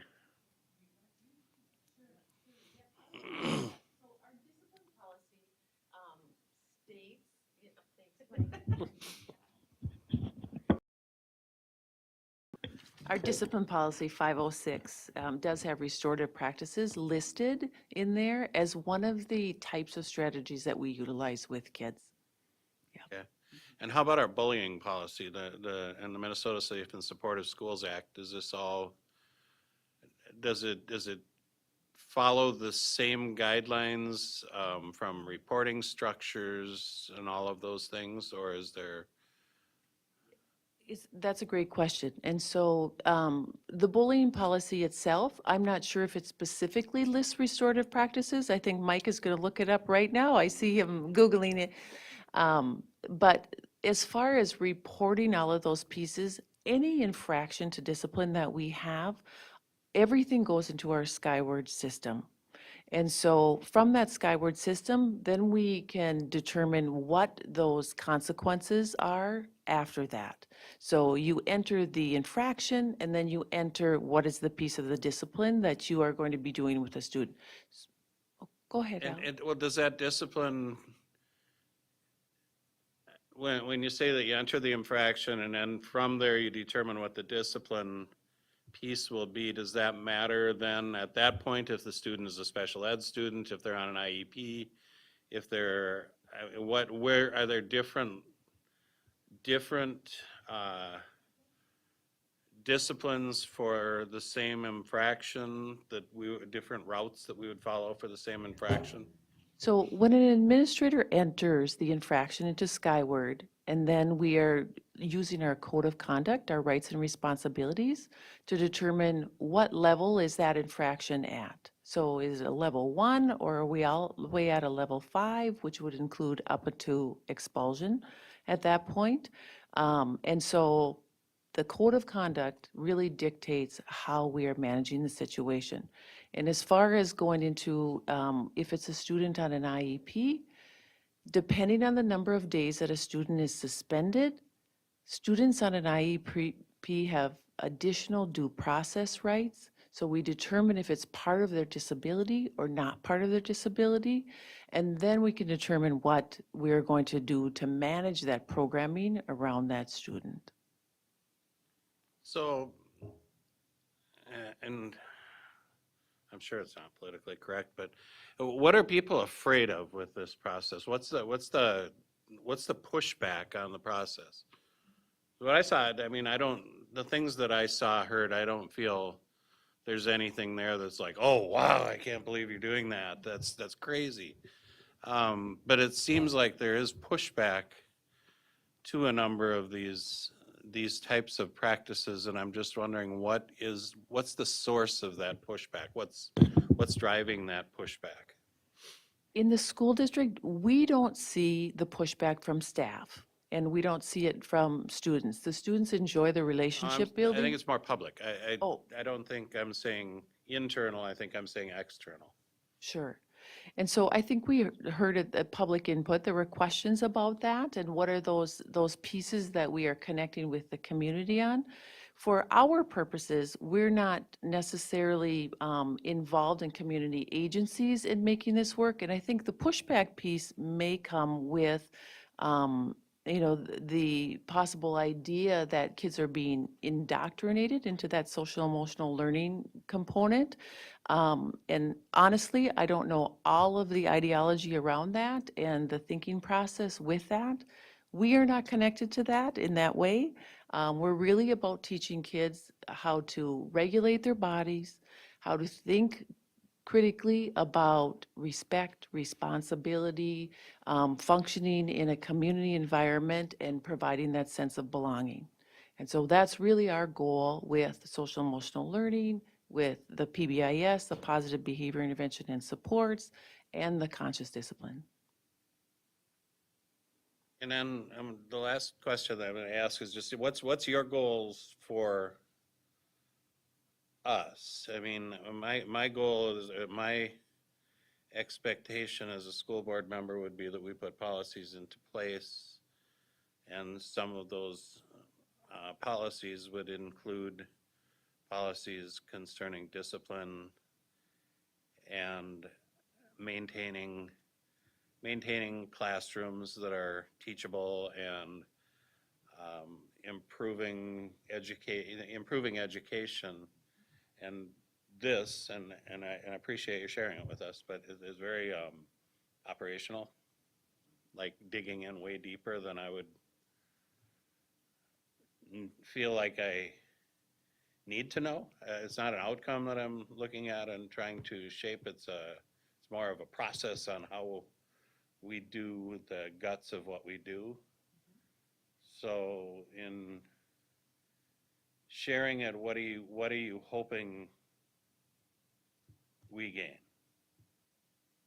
I think the pieces really that the board would need to know is that the value in the coaching, we are so fortunate to have this opportunity, not only for the PBIS and the SEL components that Mike was describing, but to have the opportunities through the grant option with Carl as well, to be providing that conscious discipline, and that I can't highlight that direct coaching enough, because we can provide all of that professional development that we talked about, and we can do summer training, and then some people use it and some people might not use those strategies. But for us, when we are connecting with the teachers and the students directly and being able to follow up directly, that it's really powerful. And so for me, and I'll let these guys speak as well if they'd like to add, for me, it's really about wanting the school board to know that these great things are going on and that we're impacting students' lives in a really positive way every day. And that Board 506 that you had mentioned comes up for review very soon. And so we can take a look at all of those pieces again as well. So we want you to keep investing in the great work that these two are doing. And Al, can I just add on to that? Carol gave us a great introduction, and the other perspective I would add is in direct response to the question you asked, right? There is concern in our broad community about what happens under an SEL heading, right? And so one of our goals in this school district is to be transparent and to be accountable to our public, and we aren't hiding anything. We aren't nothing right behind the curtain. And so, one of our goals was to be very clear when we say SEL, these are the practices that we use, and they're built into our board policy. We're proud of them. And so that was also one of the hopes that these are always for you and also for our greater public. And so the other reason is for that. So thank you for the question. Probably more of a couple of observations and then maybe a question. And probably in somewhat to response to Al as well. Being in education, I think what you're essentially doing is a sea change of how we deal with discipline. In my world of coaching, we went from authoritative coaching, which simply doesn't work any longer, to relationship-based coaching, which is where you inspire and really build it. And I think one of the challenges and maybe the pushback is this is also a generational thing. And so it is, I think there's a question when you talk about, restorative practices and conscious discipline, I think there's maybe an assumption that there's not accountability in it, because accountability looked different, and has looked different. And Zach can probably talk about that from his experience as well, in the jail and everything else. But I think what was really important, so I encourage you to keep track of and make sure it's very present and relevant.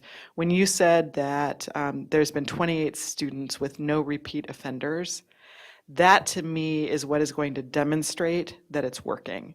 And that's a one-year look at it, I think what it has to be, and I was going to ask the same question Al did, is how long has restorative practices been in place? How long has it been kind of a theory of practice?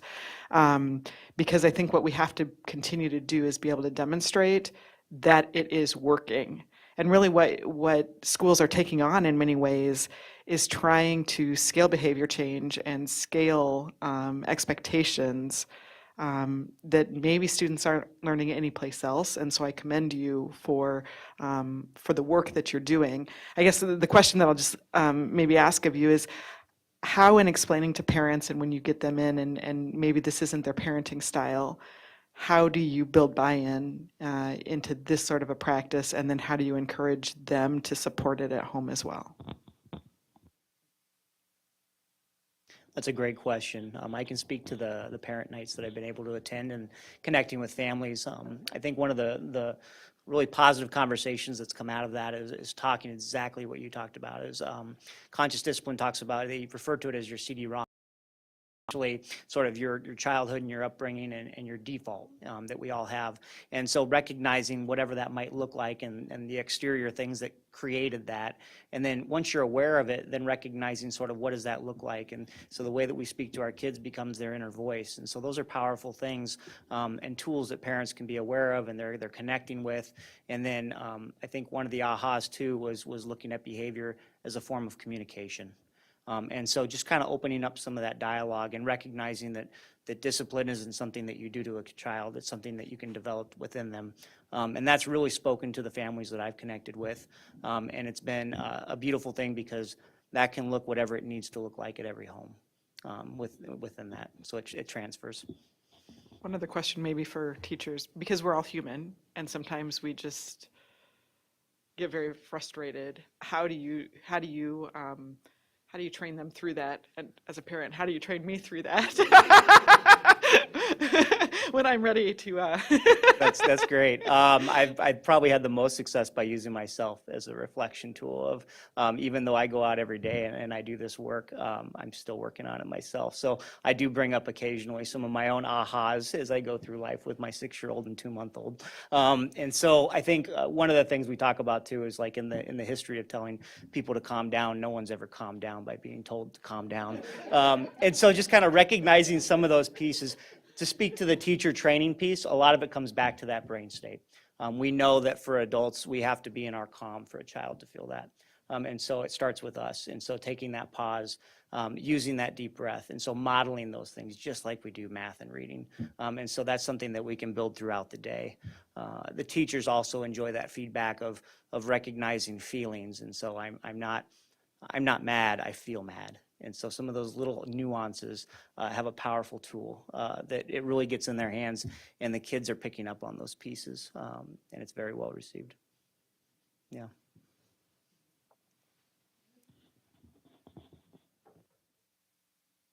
So you have a really couple of good questions.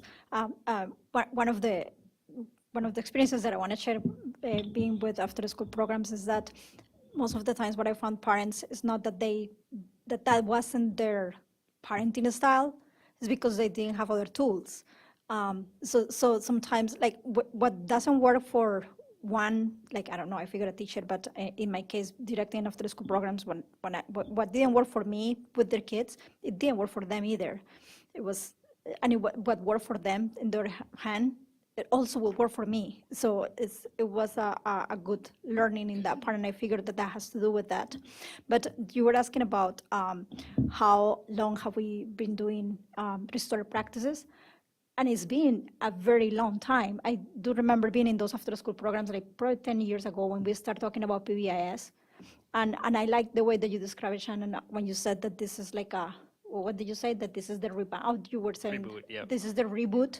So how do we call this reboot so we can do it like finally it's like we have been doing it, but we haven't gotten the results that you're showing up right now. But I think that we have been learning in the process, and I'd like you to tell us a little bit more about that learning curve, that it has been a little bit difficult at times, trying things and maybe trying them back and talking about that. I can speak to it a little bit because I think one of the first trainings I attended, I was an assistant principal at South Junior High at the time.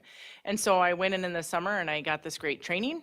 And then I went back to my building and things got busy and I worked on the master schedule and I was doing this and that and all the other things and teacher observations. And then when the ODR would come in or the office discipline referral would come in, I went back to what I always had done before.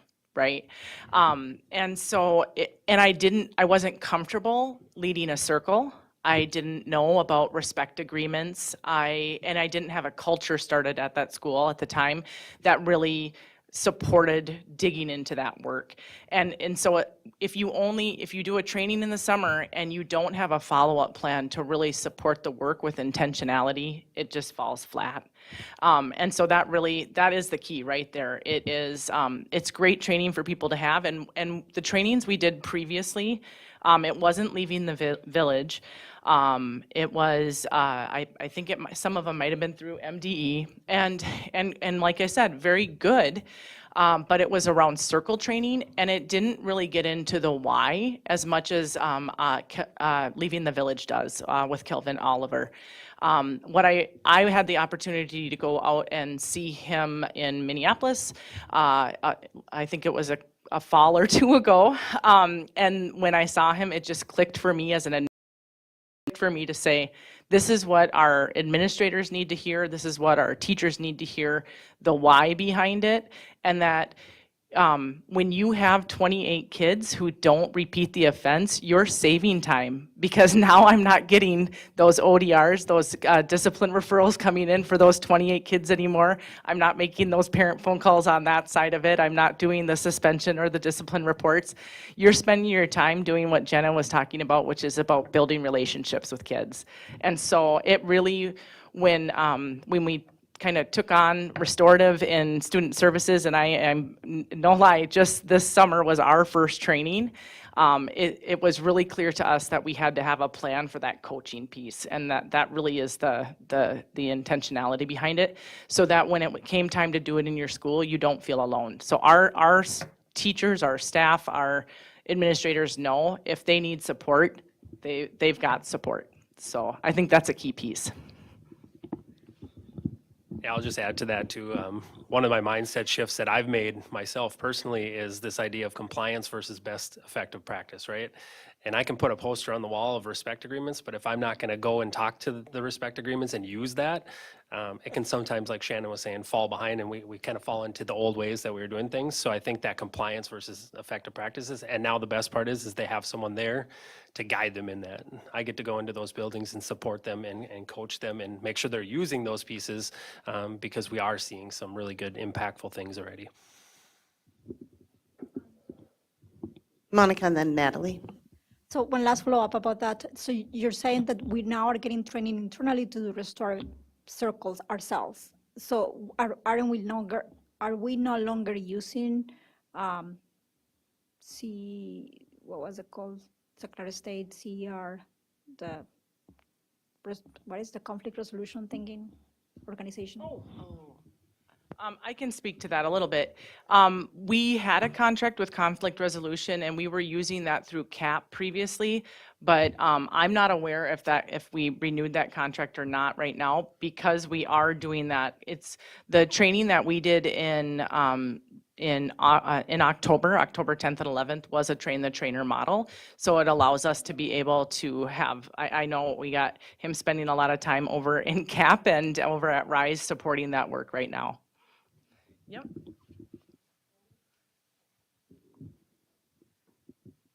Yeah, y'all, this is a game changer. Like, I really love to talk about this stuff because it's not what we've always done.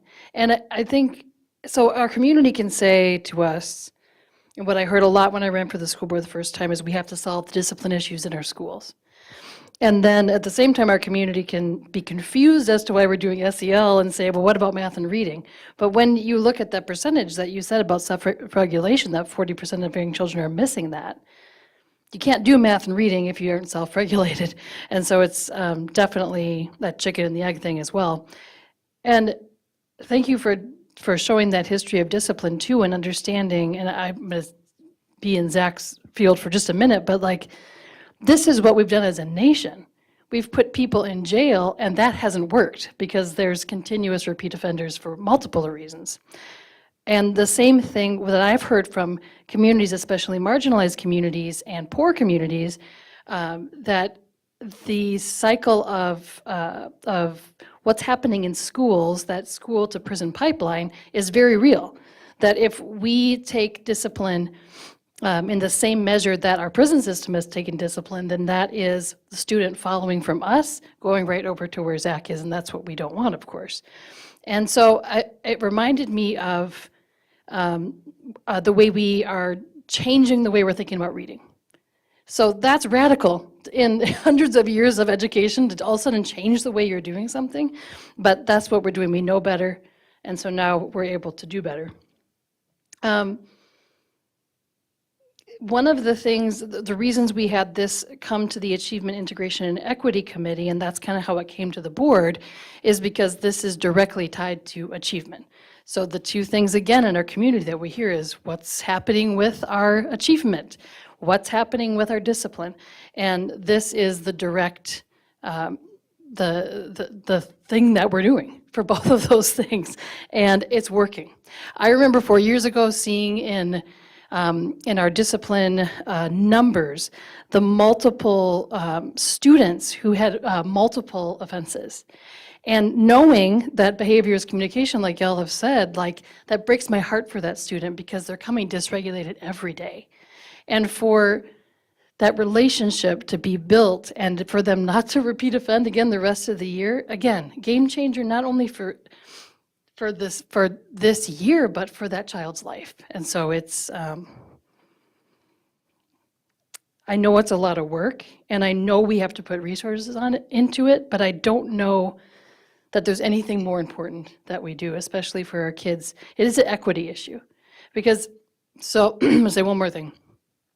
The change that I had to make in parenting when my youngest son, who's now going to graduate this year, was diagnosed on the spectrum, is I had to change everything I knew about parenting.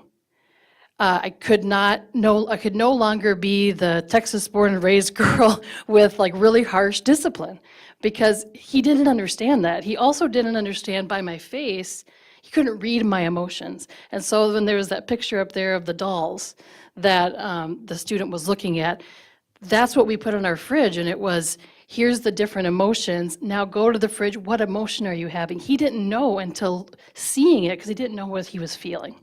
And we had to totally change the way we discipline in our household in his third and fourth grade year, and that changed him as a person, and us as a person. This is a lot to ask of teachers. Oh, by the way, also make sure the achievement is happening and have this relationship, and but this is the only path forward, and I'm just really happy that we're here and that we're putting resources towards it, so thank you.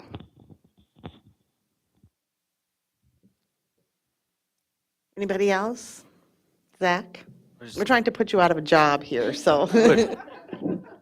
That'd be awesome.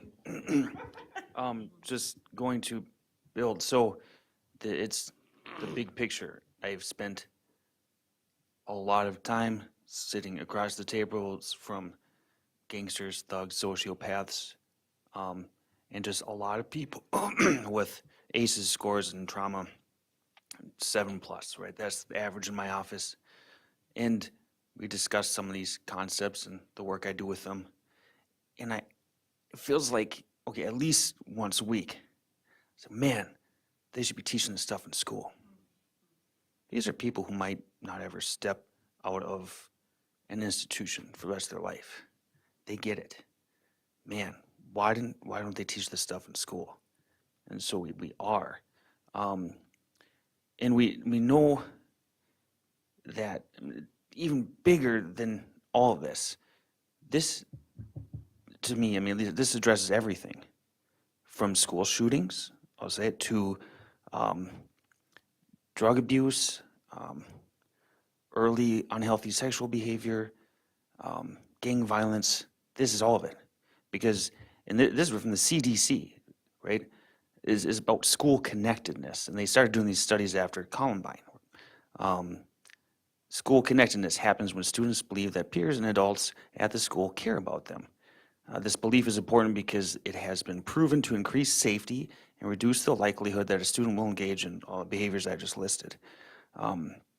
So students who feel connected are much more likely to be engaged activities and things, right? And that internal sense of discipline that comes with it, right? We can't wait till they're 18 and join the military to learn that concept, right? We'd like to get them there so they can choose that option if they'd like to. So this is just, it's that big. I mean, I'll say it's like the answer to everything people say, why do I want to do more discipline, blah, blah, blah. And then to Heather's point, because it just looks different, right? Because we made a change, and you can't have change without anxiety, even if it's for the better. That's all. Thank you.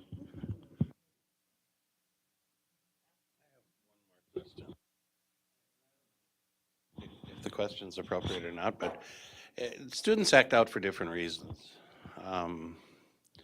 Sometimes they're the aggressor, sometimes they're not the aggressor, but they're the ones being bullied. And take a student, you're giving me information, but not enough, maybe, or something, I don't know. But a student who's being bullied and then chooses to act out upon that within a classroom, and then through this process gets put into a process of restorative discipline for an emotion that came about because they were being bullied, how does that resolve itself?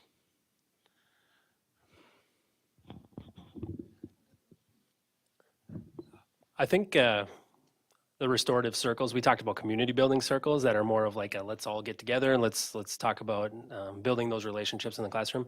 Now, a restorative circle, on the other hand, would be having those students together and having that conversation. And so you can feel that emotion. You can see how what the other student might have said or did caused that student also to act out. So I think a big piece, there are restorative circles as well, and I think that would be a great place to lend that repair during something that might have happened due to bullying. Now, when it comes to bullying, that's also another tier of the action that we take as well. That circle always come? I mean, are you always able to get into that circle? Because I would think that a student who was bullied and then they were acting out because they were bullied upon would feel, once they got put into this process, that, oh, here we go again. Now I'm being punished for acting out because I was being punished. And it seems to me like it would build a form of resentment more than it would restore calm. And when I go in with the circle, the mindset, I wouldn't look at it as a punishment. That's more of like, how do we connect again? How do we bring that relationship piece back in? I think they have to be willing, right? It's going to take some time. If it happens today, I'm not going to have it tomorrow, but within a decent amount of time, so it holds value. And I think they do work. I've seen them in action with a lot of things, and there are some times where the students just refuse, and then we might have to go a different route at that point.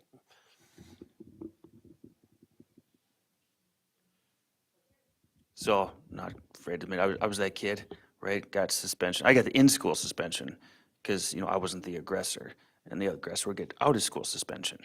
And some of them are still my friends today because they're intertwined with this and sometimes it sounds cheesy, but it's the ultimate power of forgiveness, right? I think Oprah did a whole week on this towards the end of her shows. I mean, and they had people, who were brutally raped, right? Is the power. If you can forgive that person, then whose problem is it? It's back on them, right? So if I forgive the kid for, shoving me in the locker, oh man, he's got to sit with it. So through some of this stuff, whether you know it or not, that's what's happening in those things. And it is hard. It is super hard because I, try not to show up for in-school suspension, go to my class, just try to prove a point. But then still, people are getting consequences for their behaviors, and that can't be forgotten. I think people forget. There's still consequences for your behaviors. And that's a good point, because it is hard, but that's the theme that's in there. So if that makes sense, but it's big, it's complicated. Well, I do have one master's in marriage and family therapy, so.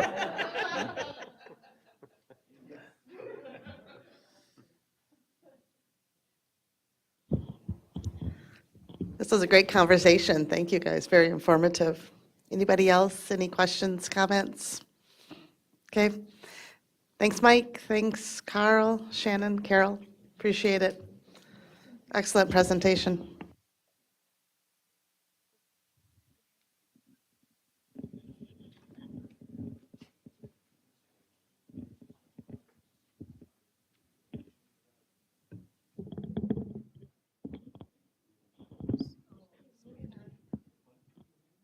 Moving on to schools updates then. We're going to have Kay Nelson, Assistant Superintendent for Secondary Education, and Dr. Mike Rivard, Assistant Superintendent for Elementary Education.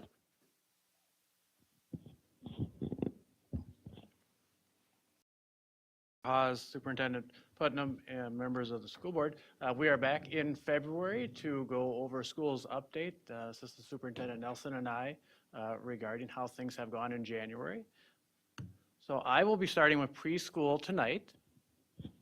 And our preschool continues to be a busy place, and our district is grateful to the many volunteers who have spent time with our littlest learners.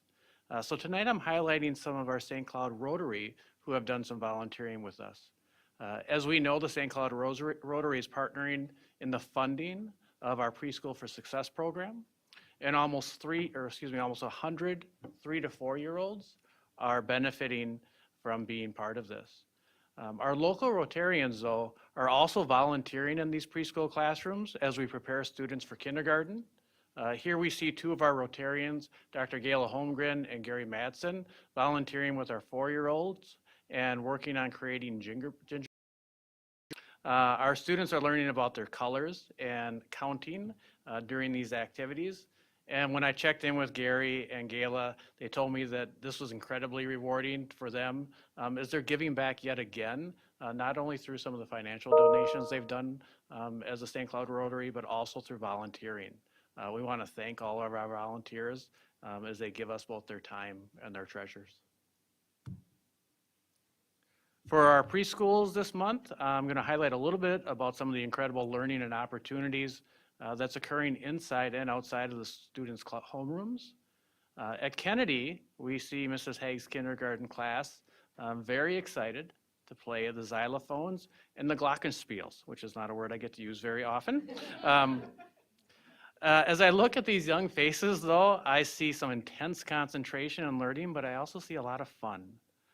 And if you recall last month, I did make mention about some mystery readers coming out to our elementary schools. And if you look up in that top right-hand corner, a mystery was solved when students spent some time and reported to me that Dr. Putnam was found reading to one of our kindergarten classrooms at one of our school buildings.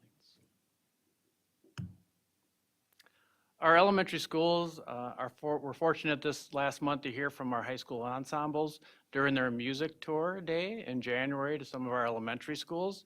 Elementary students always enjoy seeing returning elementary alumni, as we like to call them, coming back to perform and also bring some excitement to future participation in our secondary music program.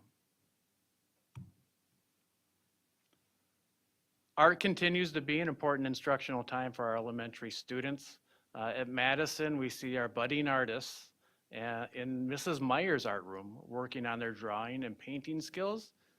For me, what I find very exciting is that I'm also seeing this wonderful collaboration on this as kids are completing art projects as first graders and doing that together. Yet another partnership update for this month is our YMCA and water safety program. If you recall last year, we piloted this program at Madison and at Talahi. This year, we have expanded to include second graders at all of our elementary schools. Here we see Discovery and Kennedy kids. We are excited to be part of this amazing partnership with YMCA as we provide safety around water experience for all District 742 second graders.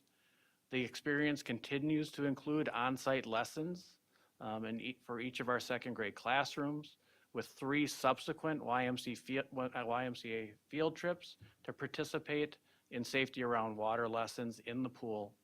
Each student still receives a brand new swimsuit, goggles, and a cinch sack to bring all their belongings and all those things that they got with them.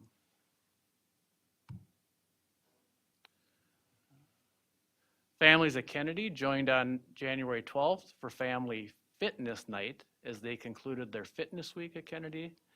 The school was filled with laughter that evening as students and their families came together and enjoy indoor activities during this chilly winter month.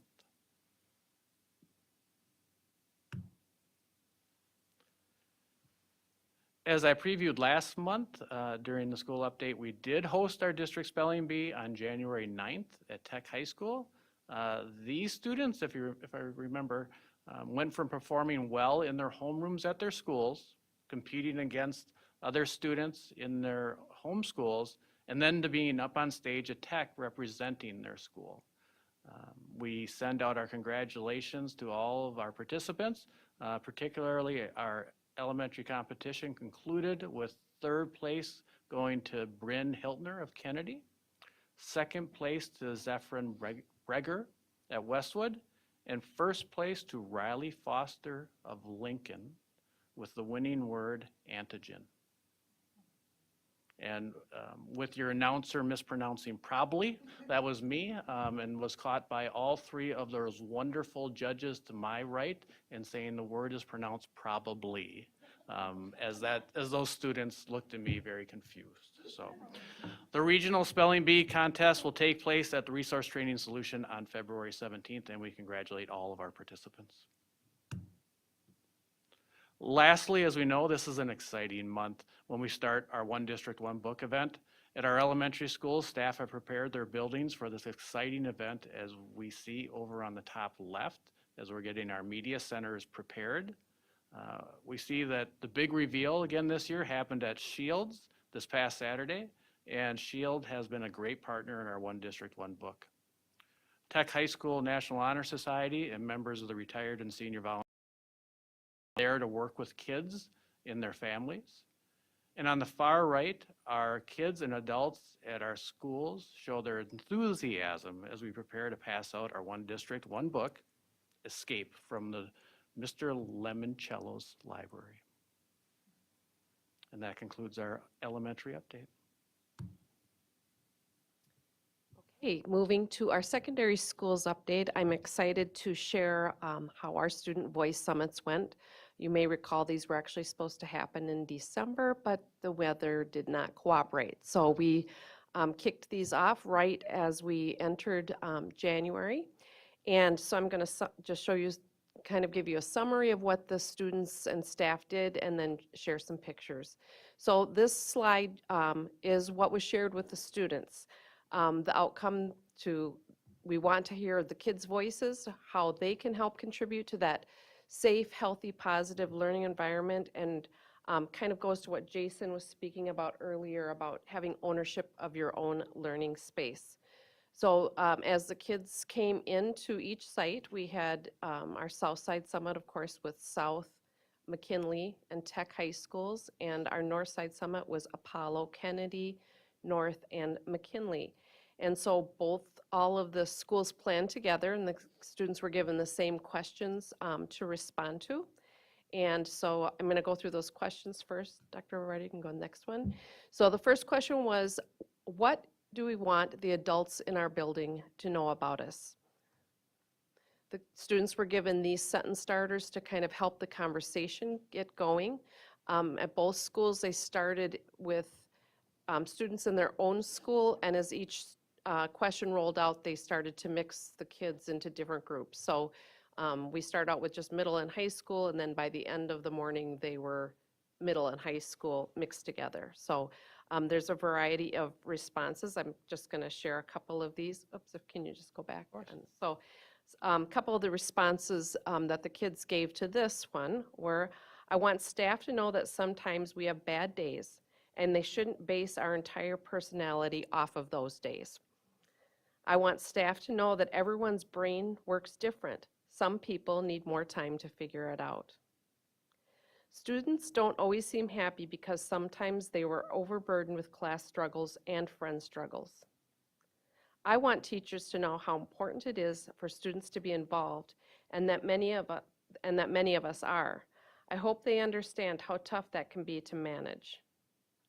I want staff to know that hands-on activities can help many students learn. I want my teacher to know everyone has a different story and a different household. Not everyone has the same opportunities. The second question was, what do you want to see in your school learning community? And their sentence starters were, my ideal learning community feels like, sounds like, and looks like. And some of the responses were, it looks like a place where everyone is accepted, quiet and calm, feels safe and happy. It feels like there's more opportunities to excel at a faster pace. And it sounds like everyone is working together and being kind to each other. The third question, what qualities does a trusted adult need to build a strong relationship with students? Their sentence starters, they had quite a few now. They were mixed in 6 through 12 by this point. So an adult shows they care for me by, I trust an adult who does. Behaviors adults do that make me feel safe, appreciated, or heard. I feel seen when adults, and I feel heard when adults. And some of the responses were respecting me and asking for my ideas, giving me good advice, listening and understanding, being patient. I feel heard by adults who listen and they're not just hearing. I feel heard when adults are welcoming and friendly. And the last question the kids were working on was, what can you do to create a safe, healthy, positive, and responsive learning environment? Sentence starters were, I can and I commit to. I commit to showing kindness to others. I commit to giving a helping hand. I commit to lifting others up mentally. I can help my peers in need. I can be respectful and follow the rules. I commit to being positive. So the next few pictures are from the family. And you can see in the picture, Principal Harris kicked us off. He gave a really wonderful, warm welcome to the kids. We had activities in between so that they could have some bonding time when they went from question to question, but they were all at tables with chart paper and posing questions and having conversations. Top left is Principal Heitkamp, who also took one of the questions and led the kids through it. And then after each question, some of the students came up and shared their table's responses. Their top left shows activities coordinator Megan Chatterton. So we had lots of adults in the room. Bottom left, all the students received a t-shirt. And then we have on the top right, they were having a rock, paper, scissors contest. That was the entire gym was full of kids cheering on the final two contestants there. It was pretty neat. We have Assistant Principal Kenzie with Principal Heitkamp, just kind of an overall view of the kids there. And then after each question, we hung up the posters with the students' responses, and at the end, they did a gallery walk. And then last picture is the collective group together. And now we move to the Northside Summit. They did a little different twist. They brought the kids in right away for a pep rally in the morning. And so Principal Scallerud got them all fired up. They had members of their, some of their leadership, their students doing cheers. They were doing the wave. They had the eagle out there. So the kids they were really psyched and ready for the day. And then they moved them into the commons where they moved into their groups as well. And so this shows the next pictures. You see Principal Nutter in the far left.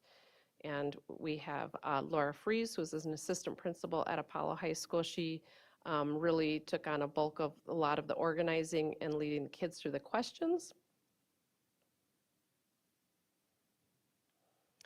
This group got into autographing each other's t-shirts, which was kind of a neat bonding thing. Again, kids all working together, lots of interaction. And then this is the whole group picture of the north side. So it was a really, both events were equally wonderful, different, and it was just really awesome to see the kids connect and model for each other, and kids from all walks of life. So it was a really wonderful event. The principals did a great job organizing it.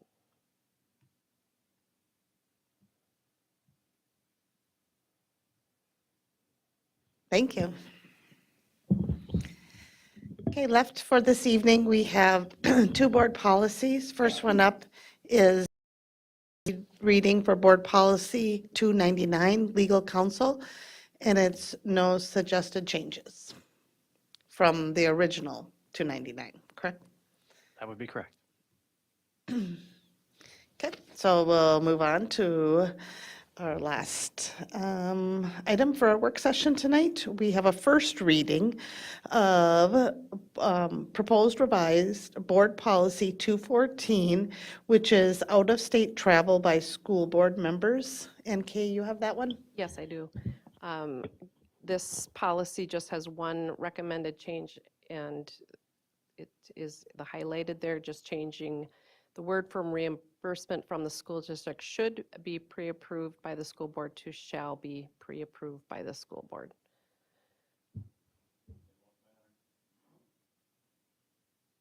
In what manner?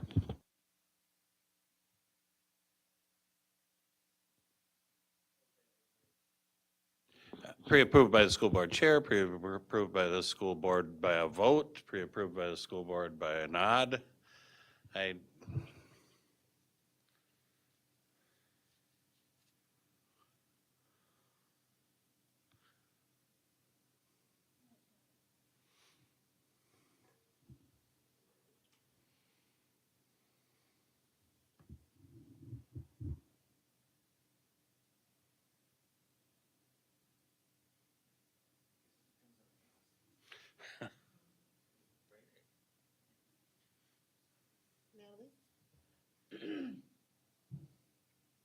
I think so. It's interesting because this came up in something that I had wanted to do, and kind of thinking through, like, because it was a national opportunity, and the funding wasn't really there for it, but it was like, well, who do you ask about it? And then I was like, I don't know, like the ask that, do we all decide? Or like, if you have the money and you haven't spent it, do you get to do it? Like, it's what I found in going through the process and saying, I want to do this, that it was like, nobody's done that before, and we don't really have a way to decide about that. So we could benefit from more guidelines in this area. But the funding is for an event that is tied into the school board association, National School Board Association, not just anything that's out of state. Am I correct on that? Is that what we're only asking for, under this policy, travel outside the state, but it can't be for anything. It has to be, you're going to an event that is sponsored by the National School Board Association? That's not how I read it. So this is where we disagreed. So under appropriate travel, this is only about out of state, right? And then it says, here's the why. So it's proper, finds it proper for school board members to acquire knowledge and information necessary to allow them to carry out their responsibilities. All right, so that's very broad. Then it talks about, if it's through an NSBA, regional or national, it's presumed that that fills this purpose. But then it says travel to other out-of-state meetings for which the member intends to seek reimbursement need to be pre-approved by the school board. So it wasn't super fun, actually, to go through that process and not really have like the outcome that I wished, because I didn't really know exactly what to do. And it's over, so I don't have feelings about it now, but like, we have money in the budget, and this doesn't say it's only for NSBA. So if we need to all approve it, if in the future I have something like that and I would come and say, hey, here's my proposal, do I say it to everybody? Like, I think that's what I'm trying to piggyback with Al on, and saying that it's not very clear.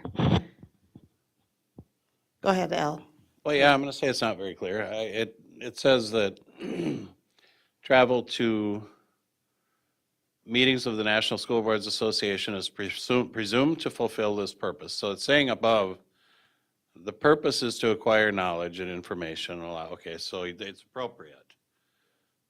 And so therefore, travel to the National School Boards Association stuff is presumed to fulfill the purpose. So it's like, we're gonna just, if you're going to the National School Boards Association, we're just gonna assume that that fulfills the purpose that this is designed for. If you're gonna go to something that's not part of the National School Boards Association meetings, and you intend to seek reimbursement from the school district, then it should be approved by the school board, is what it said. Should is a terrible word, by the way. It should either be, if it can be shall, but then I'm just saying, how? I mean, shall be approved by a vote of the school board? Shall be approved by, what means would we approve that? A majority vote of the school board. Yes, but doesn't the other policy that we just reviewed, that talks about how a school board member can spend their allocated money? $500. Up to $500, and it's on Minnesota School Board Association or national. So wouldn't the assumption that captures the baseline component? That's what it And says. right, when I read this, I don't see where we can go outside of the School Board Association spending. I do.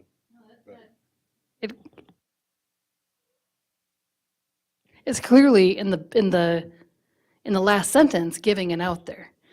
So I'm super passionate about it because it's actually happened to me. So like, I don't spend my money on MSBA stuff.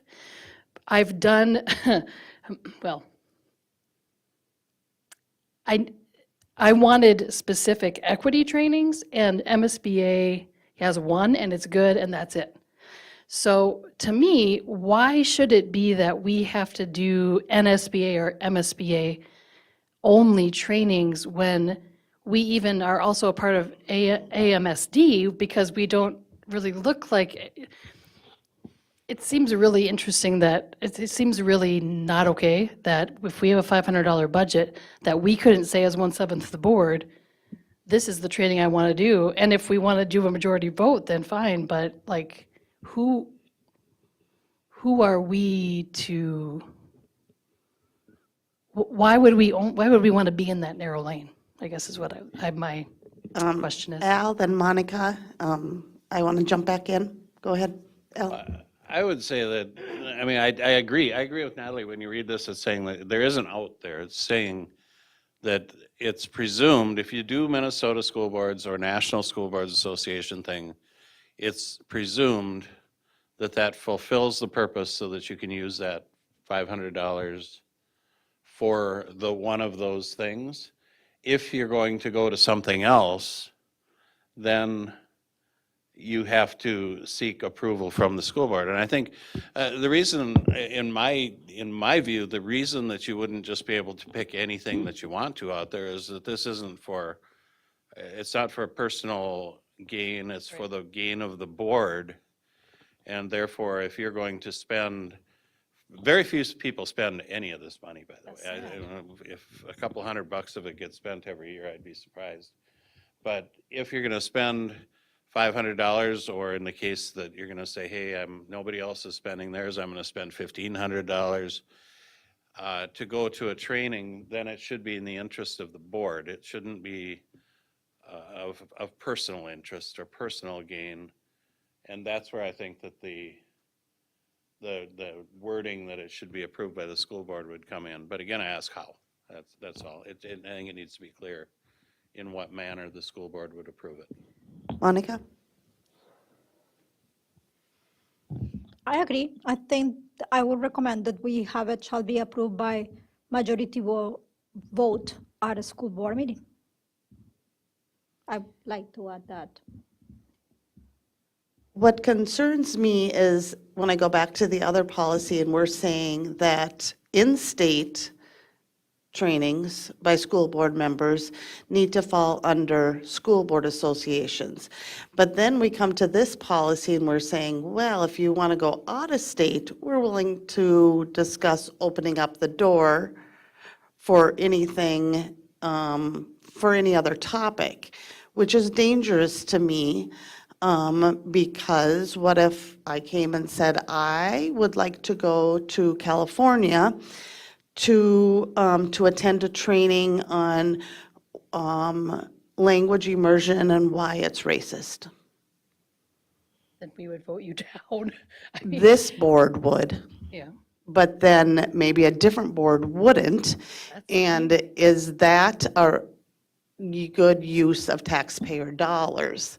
I think school boards' trainings should be tied into school board associations. One, it's an awkwardly written policy that appears to lack procedure, so it should go back to committee, right?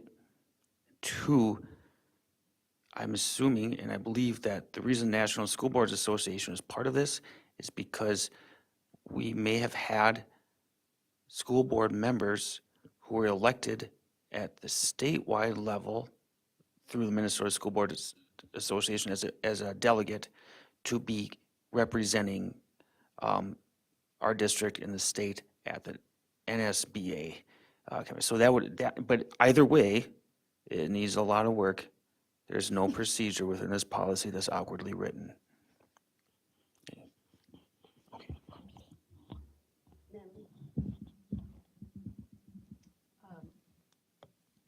Back when my father-in-law was on this school board, which that's quite a while ago, but they went to NSBA, like they went to Vegas one year, like the whole board.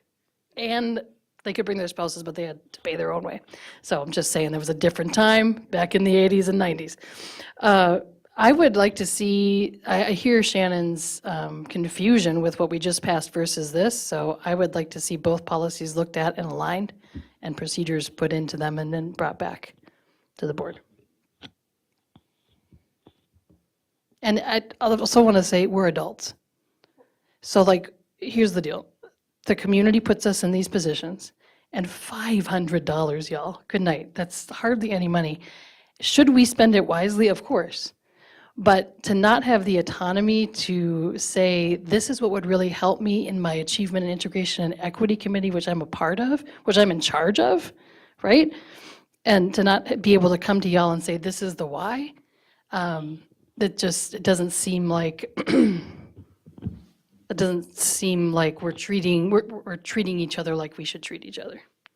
I'm more concerned about the vulnerability of the perception of the topic, and then second, the money. But I would be more concerned that it could get controversial, and it's not controversial if it's being put on by the Minnesota School Board Association or the National School Board Association. I don't agree with that, because equity is, the word alone is controversial.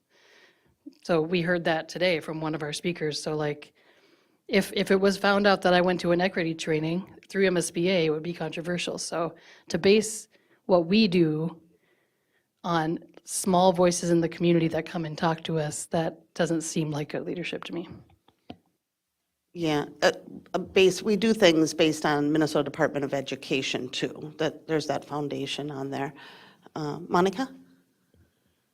I got the feeling that you two are discussing something else. So, because the discussion about how are we going to use this money and what specific training will come later. And I don't think that is appropriate to discuss the policy, the merit of the policy right now in the discussion that will happen to have later when we are actually putting in the same policy a mechanism for that discussion to happen. So my suggestion is actually, I mean, what I'll actually ask at the beginning in adding only how is this being approved, I think that is a relevant and important thing, and I think that should be the discussion that we have at this moment, unless you're suggesting to do major changes to the policy. But for right now, travel to the outside of state meetings for which the member intends to seek reimbursement from the school district shall be approved by the school board by majority vote. I will advocate that we just leave it there. And I'm not sure if that is what we're discussing right now or not, that we're going to do or not. Okay, so I think, can we move this back to the committee, involve Amy, and pull in some state statute regarding this spending? Amy, Because yeah. Amy has some input on this, and then we can bring it back. What's that? Yes.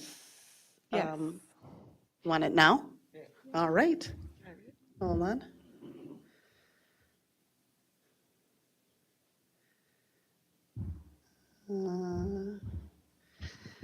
471.661, out-of-state travel.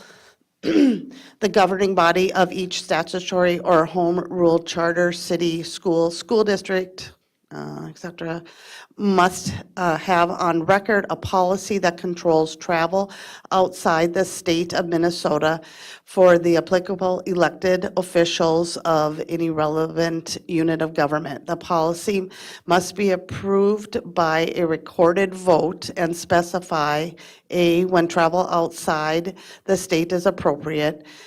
That's 1. 2, applicable expense limits, and 3, procedures for approval of the travel.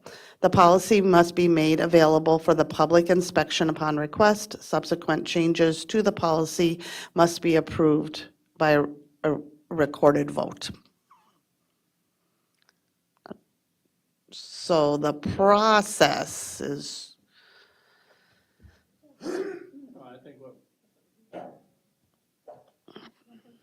I think what Monica was saying, and what I was saying, to add pre-approved by majority vote of the school board, that's the process.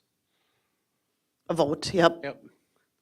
So that meets the statute. I didn't hear When anything in there that, when travel outside the state is appropriate, the policy must be approved travel and outside the state specify. is appropriate when the school board finds it proper for school board members to acquire knowledge and information necessary to allow them to carry out their, it's there. Okay. What's that? Just so you know, that this language kind of is very, very similar to the MSBA suggestions, which I just sent to you all. Okay. Also suggested left room for customization in some way.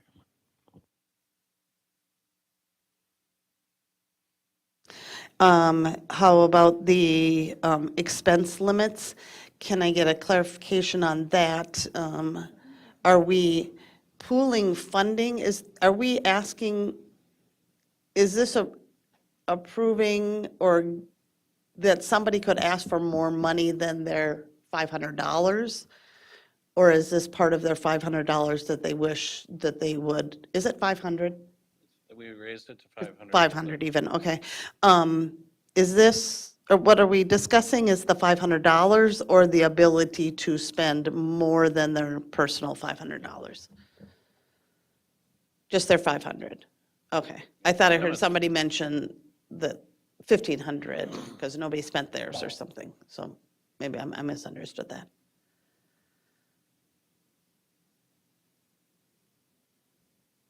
Natalie? And then Heather?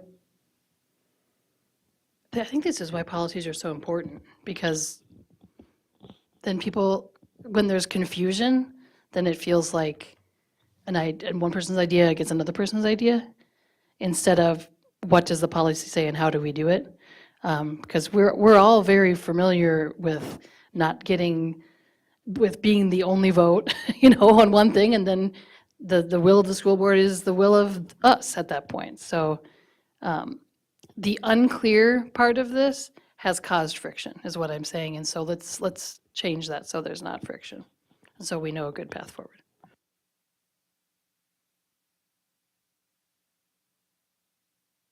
If we're reviewing, I guess my only question is, is there a need to limit it to only the 500? I mean, if they're going to come to the school board to ask for permission to do something or a vote to do something, and it costs $700, are we going to prevent ourselves from having that conversation? Well, at the reorg meeting, we allocate a board allotment of money. Up to 500 annually. Right, per board member. Allocate up to $500 per member, and then you can allocate more for yourself if you would like to on a pre-tax status. But you have to notify payroll prior to or at that meeting. But nobody ever does, so it's a $500 per person.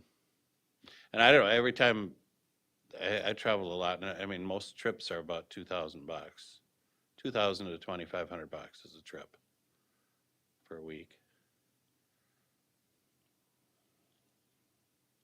Natalie? I think it's sad that we don't use the money. And so if somebody has an idea of something to do and it's more than $500, I would want to hear it at least. I mean, if the money is there, I don't understand why that couldn't be an option. It's still within the budget.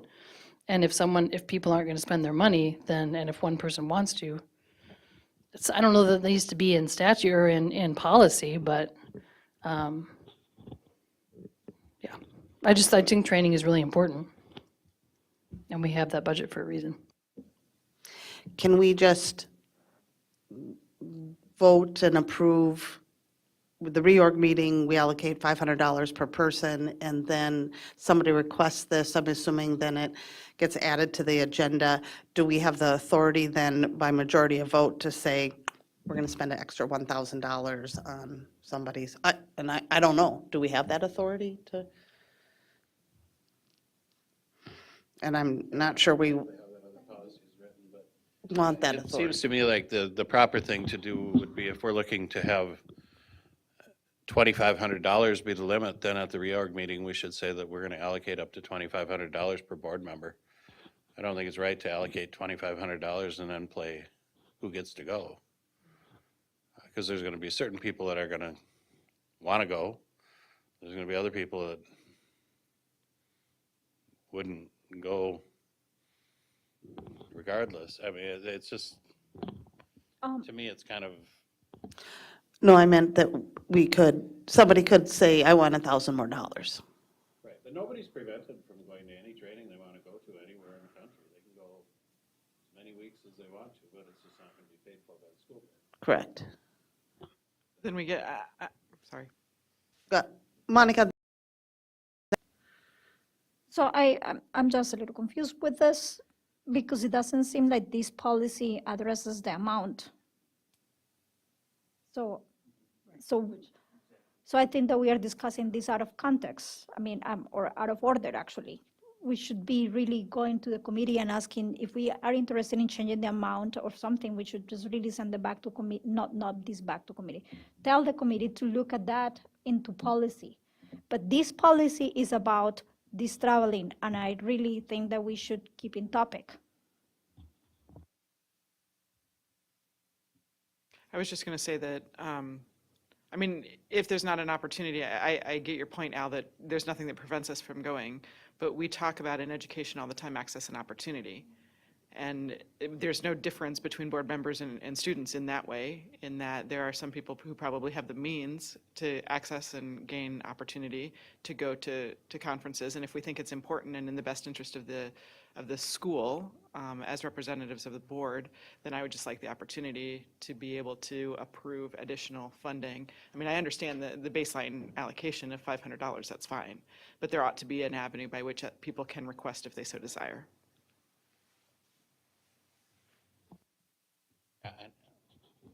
Yeah, go ahead. I know you're not looking for an answer, but I can't really answer back to that because I don't know the statute exactly behind it. I know there's another policy that lists the $450, now $500. But how exactly that plays, I'm not sure. And if there are limits on it, and I just don't know.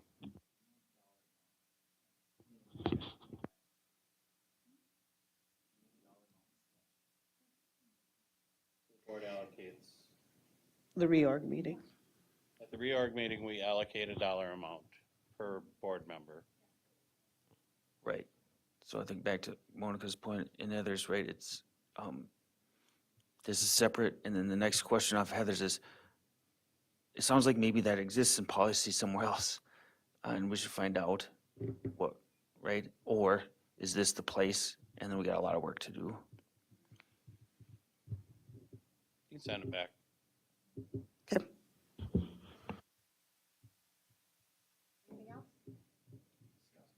Hey, Scott, you just hit a big wave. That was a big wave. He's on a cruise.